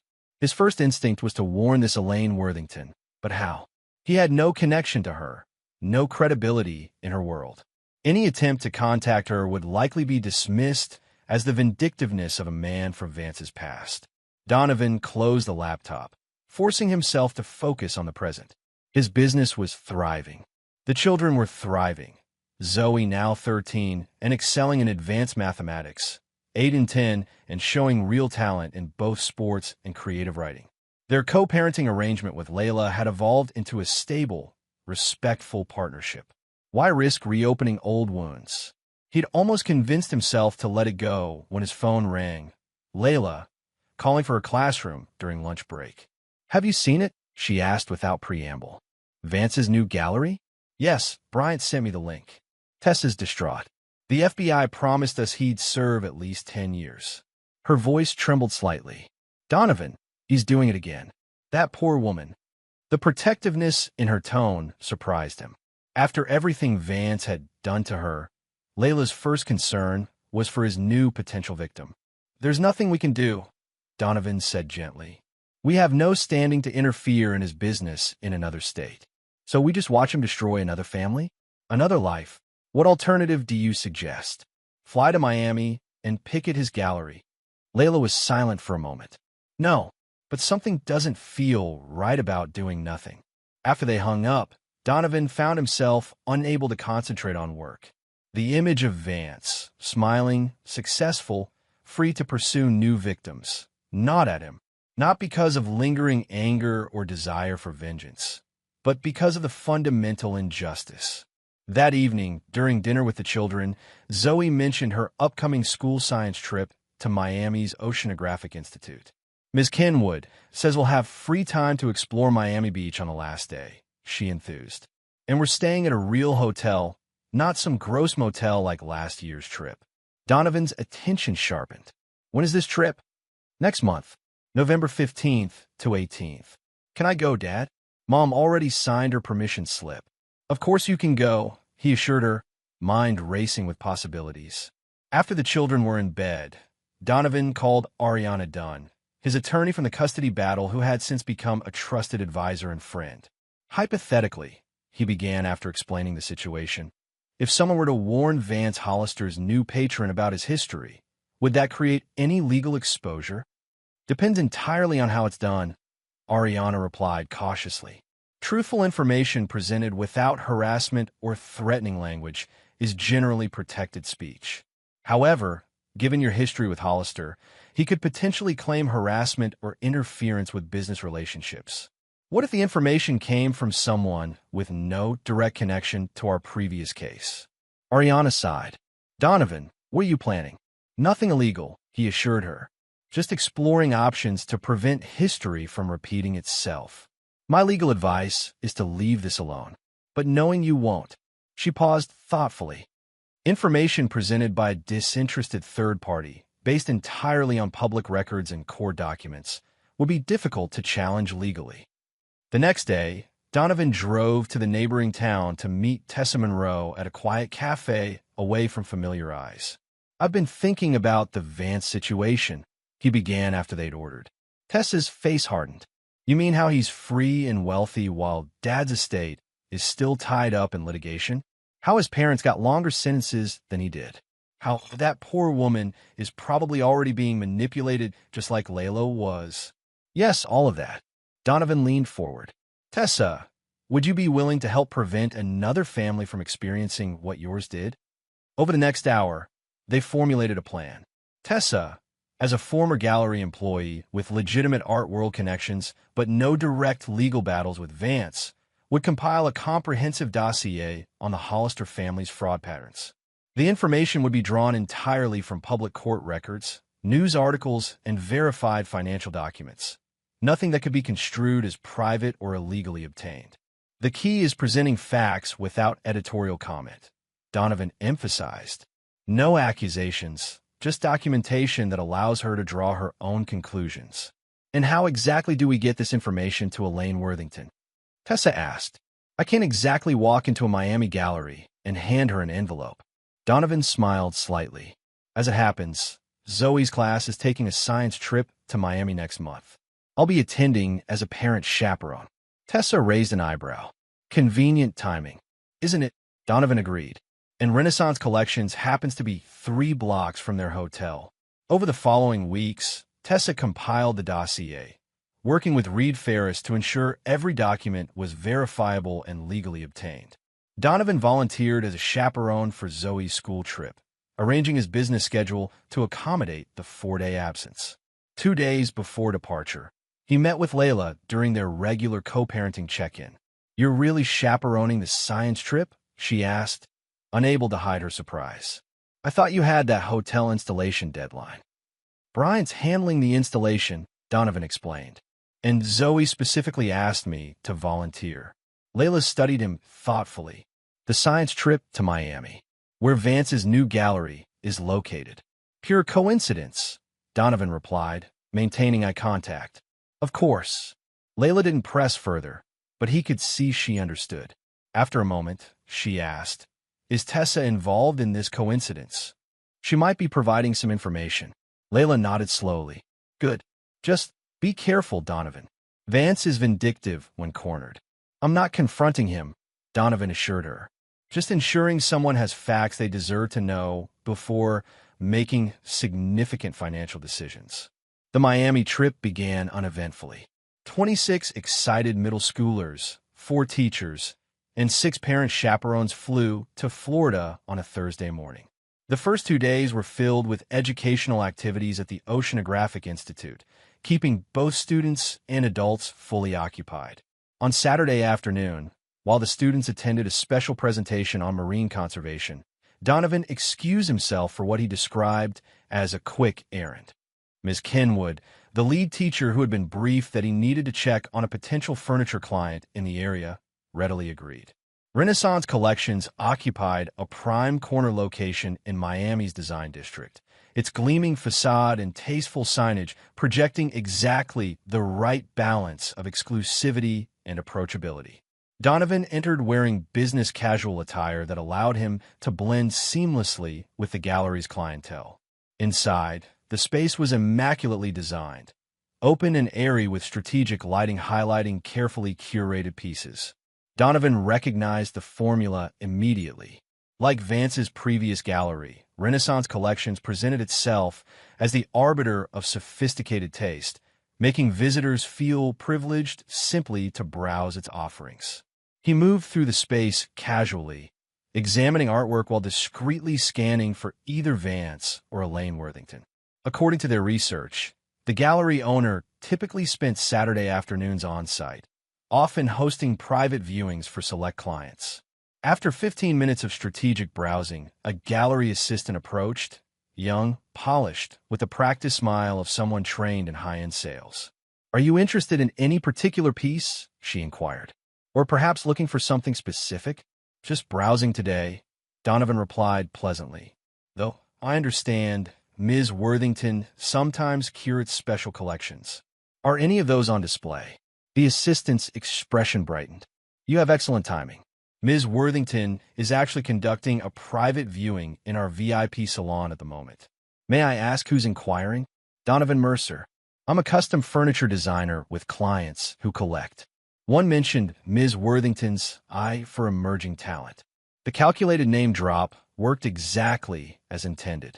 The assistant's demeanor shifted from polite to eager. Let me see if Ms. Worthington might have a moment to meet you, Mr. Mercer. Her current appointment should be concluding shortly. As the assistant disappeared through a discreet door at the rear of the gallery, Donovan positioned himself near a sculpture with clear sight lines to both the main entrance and the VIP salon. The slim envelope in his jacket pocket contained Tessa's meticulously compiled dossier, including court transcripts, news articles, and financial forensics documenting the Hollister family's pattern of fraud.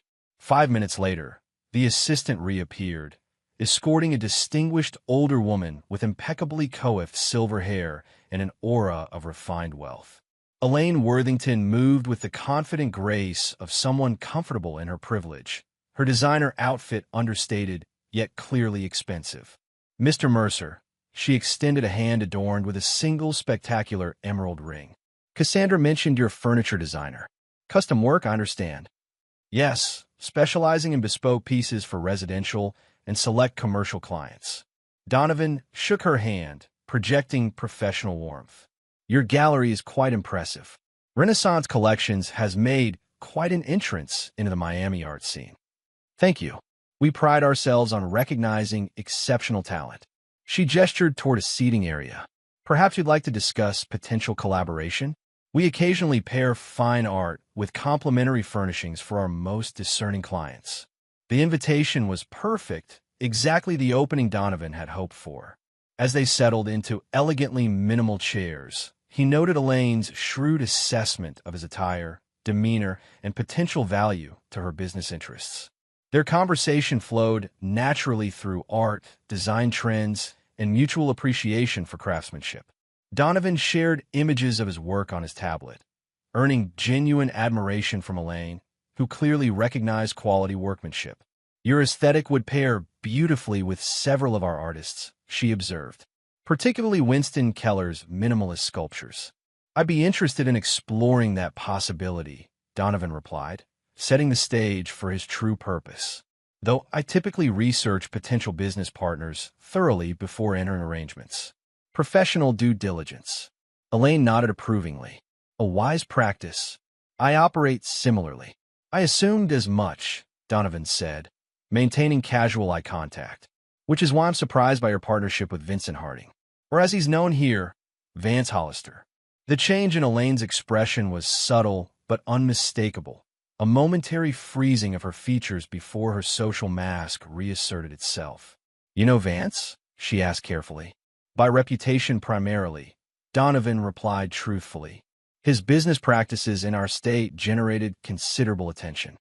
Before Elaine could respond, the gallery's rear door opened, and Vance himself appeared, engaged in animated conversation with a middle-aged couple. He looked exactly as Donovan remembered, expensively dressed, meticulously groomed, radiating charismatic confidence. When Vance's gaze swept the gallery and landed on Donovan, the transformation was remarkable. His charming smile vanished, replaced by naked shock and then cold fury. "Excuse me a moment," Elaine said, noting the exchange of recognition. She moved smoothly to intercept Vance, drawing him into hushed conversation while casting curious glances back at Donovan. This was the crucial moment. Without appearing hurried, Donovan removed the envelope from his jacket and placed it on the table beside Elaine's empty chair. On its front, he had written simply, "Public records regarding Vincent Harding / Vance Hollister, for your review." By the time Vance broke away from Elaine and started toward him with barely contained rage, Donovan was already standing. "Mr. Hollister," he acknowledged calmly. "I was just leaving. Ms. Worthington, thank you for your time." "What are you doing here?" Vance demanded, voice low but venomous. "Professional networking," Donovan replied evenly. "Miami has a vibrant design community." Vance stepped closer, keeping his voice just above a whisper. "If you interfere with my business, I will make you regret it." "I've simply provided publicly available information," Donovan responded, equally quiet. "Facts from court records. Nothing more." You had no right. Everyone has the right to make informed decisions, Mr. Hollister, especially when investing significant resources. Donovan held Vance's gaze steadily. Your previous partners certainly wished they'd had that opportunity. Elaine Worthington observed their exchange with sharp interest, her hand resting on the envelope Donovan had left. Is there a problem, gentlemen? She inquired, rejoining them. No problem at all, Donovan assured her. Mr. Hollister and I have crossed paths professionally before. Small world. He extended his hand. Thank you again for your time, Ms. Worthington. My contact information is included in those materials should you have any questions. Vance's face contorted with suppressed rage as Elaine shook Donovan's hand, the envelope now firmly in her possession. I look forward to reviewing these, she said meaningfully. Professional due diligence, as you mentioned. As Donovan departed the gallery, he felt Vance's hateful stare burning into his back. The confrontation had gone exactly as planned. No direct accusations, no scenes, just the careful placement of documented facts into the hands of someone who needed them. Whether Elaine Worthington chose to act on that information was entirely her decision. But she now had what Layla had lacked, the opportunity to recognize the predator before being trapped in his web. Donovan returned to the hotel in time for the student dinner, sliding seamlessly back into his role as parent chaperone. Zoe, absorbed in teenage conversation with her friends, barely noticed his brief absence. That night, he sent a simple text to Tessa. Package delivered. Now we wait. The remainder of the trip passed without incident. By Sunday evening, they were airborne heading home, Zoe sleeping against his shoulder while he stared out the airplane window, wondering what might be unfolding in Miami. He didn't have to wonder long. Monday morning brought news alerts to his phone. Prominent Miami gallery closes suddenly, and society philanthropist withdraws funding from Renaissance collections amid fraud allegations. Bryant burst into his office, waving his tablet. Have you seen this? Hollister's gallery is finished. The Worthington woman pulled all financial support and issued a press release thanking concerned citizens for bringing vital information to her attention. Donovan allowed himself a small smile. Interesting development. Interesting? It's justice. Bryant studied his friend. You had something to do with this, didn't you? The Miami trip wasn't just about chaperoning. I simply provided public information to someone who needed it, Donovan replied. The rest was her decision. That evening, during the custody exchange, Layla arched an eyebrow at him. Productive trip to Miami? Very educational, Donovan replied. Zoe learned a lot about marine ecosystems, and Elaine Worthington learned a lot about Vance Hollister, apparently. Her tone remained neutral, but her eyes held quiet approval. Tessa mentioned you might have provided some public records for review, just ensuring history doesn't repeat itself. Layla nodded thoughtfully. Thank you. Not for me, but for whoever might have been next. The conversation shifted to the children's schedules, but something had subtly changed between them, a new layer of understanding and mutual respect. 3 days later, Donovan's phone rang with an unknown Miami number. When he answered, a cultured female voice greeted him. Mr. Mercer? Elaine Worthington. I wanted to thank you personally for your professional courtesy last weekend. No thanks necessary, Donovan replied carefully. I believe in informed business decisions. Indeed, her tone turned reflective. I've spent 50 years building my collection and reputation. Mr. Hollister, or Harding, I should say, nearly became my most expensive mistake. I'm glad you avoided that outcome. As am I. She paused. The authorities here are quite interested in his operations. I've provided them with your contact information, should they need additional context. I hope that's acceptable. Of course, though my knowledge is limited to public records. Understood. And Mr. Mercer? Your furniture designs are exceptional. When you're ready to expand to the Miami market, I know several legitimate galleries that would be privileged to display your work. After disconnecting, Donovan sat back in his chair, a weight lifting from his shoulders. The threat of Vance had lingered in their lives for too long, a shadow that might someday return to darken their hard-won peace. Now that shadow was fading permanently, not through violence or illegal action, but through the simple power of truth brought to light. Justice, in its way, had finally been served. Chapter 8. Reconstruction. 1 year after the Miami confrontation, Donovan stepped back to survey his latest creation, a massive conference table crafted from reclaimed timber for the executive boardroom of Worthington Enterprises. The commission had come through Elaine Worthington herself, who had indeed become both client and advocate for Mercer Custom Furniture in southern markets. The connection had proven fortuitous beyond mere business opportunities. Through Elaine's legal team, Tessa and Layla had finally recovered substantial assets from their father's estate that had been fraudulently diverted by the Hollisters. The financial vindication brought closure that criminal convictions alone hadn't provided. "It's magnificent," Bryant declared, running his hand along the table's polished surface. "Worthington will be thrilled." "It's a good piece," Donovan agreed, modest as always about his craftsmanship. "Shipping to Miami next week. I'll oversee the installation personally." "Another Miami trip?" Bryant raised an eyebrow. "Becoming quite the jet-setter these days." Donovan smiled slightly. "It's good to expand our footprint. Besides, Zoe wants to visit the Oceanographic Institute again. She's considering marine biology for college now." "College?" Bryant looked startled. "She's only 14, almost 15, and already researching programs." The transformation of their family over the past 3 years sometimes struck Donovan with wonder. Zoe had blossomed from a shy, mathematics-focused child into a confident teenager with diverse interests.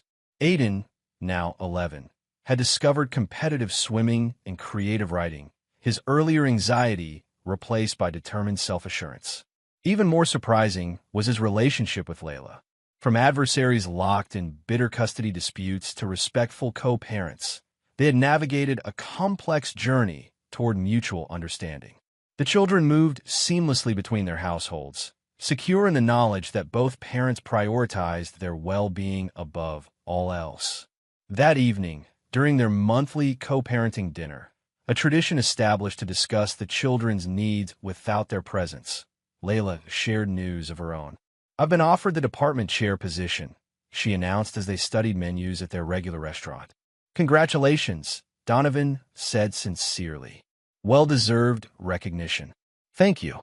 She smiled, confidence evident in her posture. A far cry from the uncertain woman who had once sought validation through Vance's manipulation. "It means longer hours initially, so I may need flexibility with the custody schedule this summer." "Whatever works best for the kids," Donovan assured her. "My schedule is adaptable." They discussed logistics comfortably, the business-like efficiency of their co-parenting arrangement well established. As their entrees arrived, Layla transitioned to personal news. "Gregory has asked me to move in with him," she said carefully, studying Donovan's reaction. Gregory Palmer, the science teacher she had mentioned years earlier, had slowly become a steady presence in Layla's life, and by extension, the children's lives. Thoughtful and patient, he had carefully respected boundaries with both Zoe and Aiden, earning their gradual acceptance, if not quite enthusiastic embrace. "That's a significant step," Donovan observed neutrally. "How do you feel about it?" "Cautiously optimistic, but concerned about disrupting the children's stability again." "Have you discussed it with them?" Layla shook her head. "I wanted to talk with you first. Get your perspective before making any decisions." The fact that she valued his input on such a personal matter reflected how far they'd come. Donovan considered his response carefully. "The children's security comes from consistency and communication, not necessarily unchanging circumstances," he said finally. "If Gregory makes you happy and respects your relationship with the kids, a gradual transition could work well." Relief softened Layla's features. "That's my thinking too. A slow integration, maintaining both households initially until everyone adjusts." "Sounds reasonable." Donovan's tone remained supportive. Dr. Weiss could help navigate the conversations with Zoe and Aiden. Their discussion shifted to practical considerations: living arrangements, school transportation, holiday planning. The mundane yet essential details that formed the scaffold of their children's security. As they finished dinner, Layla studied him thoughtfully. "You've never mentioned dating anyone, Donovan. It's been over 3 years since our separation." The question caught him off guard. The business expansion and the children have been my priorities. The children are thriving, and your business is more successful than ever. Her expression held genuine concern. But what about your personal life? Donovan considered deflecting, then opted for honesty. I'm not opposed to the idea. It just hasn't been a focus. Maybe it should be, Layla suggested gently. You deserve happiness too, you know. On the drive home, Donovan found himself reflecting on Layla's words. His life was full. Challenging work, growing children, expanding business. Yet the personal dimension remained largely unexplored since their marriage ended. The truth was, rebuilding after betrayal had required concentrated energy. First, safeguarding his children, then restructuring his business, then establishing healthy co-parenting patterns. Each phase had demanded attention and intention, leaving little space for new relationships. But perhaps Layla was right. Perhaps it was time to consider that aspect of life again. The opportunity arose unexpectedly the following week. While finalizing the Miami installation plans, Donovan collaborated with Elaine Worthington's interior designer, Miranda Jessup, a formidable professional with an impressive portfolio of high-end commercial projects. Your craftsmanship is extraordinary, Miranda commented during their third video conference. The integration of structural elements with aesthetic considerations is rare in custom furniture at this scale. Their professional discussions gradually expanded to include design philosophy, creative processes, and eventually personal backgrounds. Donovan found himself enjoying their conversations, appreciating her direct communication style and thoughtful insights. When Miranda mentioned she would be visiting his region the following month to source materials for another project, Donovan surprised himself by suggesting dinner. I'd enjoy continuing our discussions in person, he offered, maintaining professional framing while testing unfamiliar waters. I'd like that, Miranda replied with a warm smile. Professional collaboration over good food is always productive. That evening, he mentioned the upcoming dinner meeting to Zoe while helping with her science project. Like a date? She asked immediately, teenage perception cutting straight to possibilities he'd carefully avoided labeling.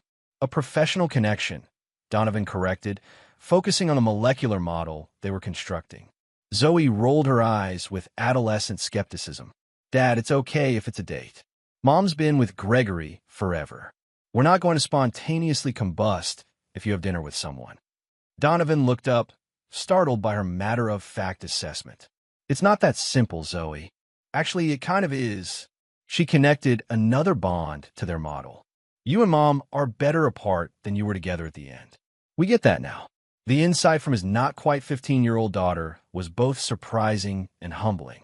Children, Donovan reflected, often perceived emotional truths with clarity adults struggled to acknowledge. When Miranda arrived the following month, their dinner extended far beyond professional discussion. They discovered shared interests in architectural history, wilderness hiking, and classic films. Her direct communication style matched his own preference for straightforward conversation, creating easy rapport despite their different backgrounds.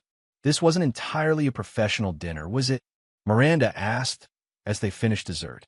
Not entirely, Donovan admitted, though I haven't done this in a while. Dating? Her smile was understanding rather than mocking. Neither have I. Career took precedence for many years. For me, it was the children, then the business. He hesitated. My situation is somewhat complicated. The co-parenting arrangement with your ex-wife? At his surprised expression, she added, Elaine mentioned it. She's quite impressed with how you've handled everything, by the way. It's been a process, Donovan acknowledged. The children's stability remains my priority. As it should be. Miranda's directness was refreshing. I'm not looking to disrupt anyone's life, Donovan. Just exploring a connection that seems interesting. Their relationship developed with deliberate slowness. Video calls between her projects and his installations. Occasional visits when business brought her to his region. Careful introduction to the children only after months of consistent communication established that their connection had substance beyond casual dating.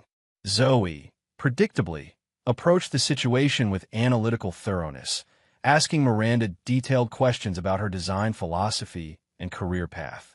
Aiden was more reserved initially, watchful and assessing as children of divorce often are with potential parental partners. Throughout this careful integration, Donovan maintained transparent communication with Layla, honoring their commitment to coordinated parenting. She responded with genuine support, having found her own balance with Gregory. By the time the Miami conference table installation arrived, 6 months after their first dinner, Miranda had become a welcome presence in their lives, not replacing any existing relationships, but adding a new dimension that enriched rather than complicated. As they stood together admiring the completed installation in Worthington's executive boardroom, Miranda slipped her hand into his. "We make a good team," she observed, surveying their complementary contributions to the space. "We do," Donovan agreed, the simple acknowledgement encompassing far more than professional collaboration. Later that evening, during a video call with the children from his Miami hotel room, Zoe asked the question he'd been anticipating. "Is Miranda your girlfriend now, Dad?" Donovan considered his response carefully. "We're building something meaningful together. Is that okay with you and Aiden?" The siblings exchanged glances through the split screen of their separate devices. "She's cool," Aiden offered with 11-year-old approval. "And she doesn't try too hard like Gregory did at first." "We like her," Zoe added more articulately. "And you seem happy, Dad. Not just okay, but actually happy." The observation struck Donovan with its simple truth. The contentment he'd built through work, parenting, and reconstructed family relationships had been genuine. But this new dimension added something different, a personal connection that existed solely for itself, not as an extension of his roles as father, business owner, or co-parent. It was, he realized, the final piece of his own reconstruction. Not recovery or replacement of what was lost, but the creation of something entirely new from the materials life had provided. Complete, but in a different form than he could have imagined 3 years earlier when Layla had demanded he surrender their children. Different, and perhaps stronger for having been rebuilt with such deliberate care. Chapter 9. Full Circle. 5 years after Layla's devastating demand and Donovan's calculated agreement, the extended family gathered in the backyard of what had once been their shared home. The occasion was Zoe's high school graduation party, a celebration that would have seemed impossible during the darkest days of their family fracture. Under string lights and summer stars, the reconstructed family demonstrated how thoroughly healing had occurred. Donovan and Miranda arranged food on tables while Layla and Gregory organized games for younger guests. Aiden, now 14 and nearly as tall as his father, helped Ruth Monroe set up additional chairs for late arrivals. Zoe moved between groups with confident ease, equally comfortable with her father's business associates, her mother's teaching colleagues, and her own diverse circle of friends. At 17, she had blossomed into a poised young woman, accepted to prestigious marine biology programs on both coasts. "Hard to believe how far we've come," Tessa commented, joining Donovan at the grill. "Remember where we were 5 years ago?" "Every day," Donovan replied honestly. "The perspective keeps me grateful." The journey had indeed been remarkable. From the bitter custody battle and Vance's manipulations to this harmonious gathering, each step had required intentional reconstruction of what family could mean beyond traditional boundaries. The final confrontation with Vance in Miami had marked a turning point, not just protecting a potential victim, but reclaiming power over their own narrative. In the years since, Vance Hollister had faded from their lives, reportedly moving to Europe after multiple American ventures collapsed under increased regulatory scrutiny. More significant than Vance's downfall was the family's reconstruction. Donovan and Layla had transformed adversarial legal positions into a functional partnership centered entirely on their children's well-being. The introduction of Miranda and Gregory had added new dimensions rather than complications, expanding the support system available to both children. "Dad," Zoe appeared at his elbow. "Principal Winslow wants to talk to you and Mom about the scholarship committee." As they navigated the party together, Donovan and Layla moved with the comfortable coordination of seasoned co-parents. Their conversation with the principal focused on establishing a STEM scholarship in Zoe's name as she departed for college, flowed seamlessly between them, shared pride evident in their complementary perspectives. Your daughter's achievements are extraordinary, Principal Winslow observed. And frankly, so is your successful co-parenting arrangement. Many families never recover from difficult divorces as yours has. We had excellent motivation, Layla replied, watching Zoe rejoin her friends across the yard. And professional guidance, Donovan added, acknowledging Dr. Weiss's crucial role in their journey.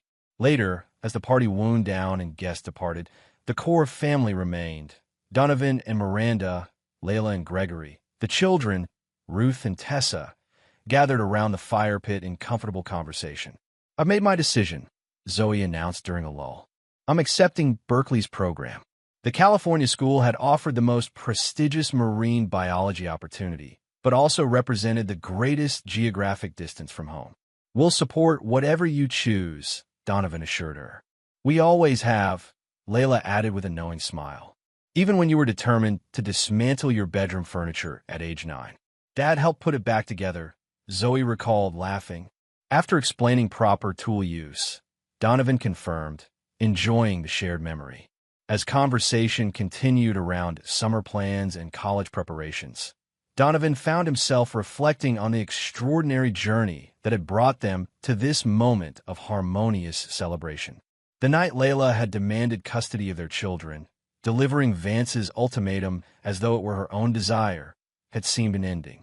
The calculated "whatever makes you happy" he'd offered in response, buying time while hidden cameras recorded everything, had been the opening move in what he'd expected to be a protracted battle. Neither of them could have anticipated the complex path forward, not just legal victory or defeat, but the gradual reconstruction of family in an entirely new configuration. Not the restoration of what was lost, but the creation of something different and unexpectedly stronger. As the evening concluded and farewells were exchanged, warm hugs between once adversaries, comfortable plans for upcoming shared events, Donovan walked with Miranda toward his truck. "You're quiet," she observed, perceptive as always. "Just reflecting," he replied. 5 years ago, I installed hidden cameras in that house to protect my relationship with my children. Tonight, we celebrated Zoe's graduation together as an extended family." "Full circle," Miranda noted, "though perhaps more of an upward spiral than a circle. You're all in a better place than where you started." Her observation resonated with truth. The painful fracture had ultimately led to more authentic relationships all around. Layla had found herself beyond the shadow of manipulation. The children had gained additional supportive adults in their lives. And Donovan had discovered capacity for forgiveness and reconstruction he hadn't known he possessed. The following morning, as he worked in his expanded workshop on a special graduation gift for Zoe, a custom desk designed to transition from college dorm to future professional space, Donovan received an unexpected text from Layla. "Found this in old files while packing Zoe's room. Thought you might want it." Attached was a photo of a handwritten note in his own writing from years earlier, "Built with love, made to last." The family motto he had carved above the kitchen doorframe, the one Vance had dismissively suggested replacing during his brief residence in their home. Donovan smiled at the memory, no longer painful, but merely a marker on their journey.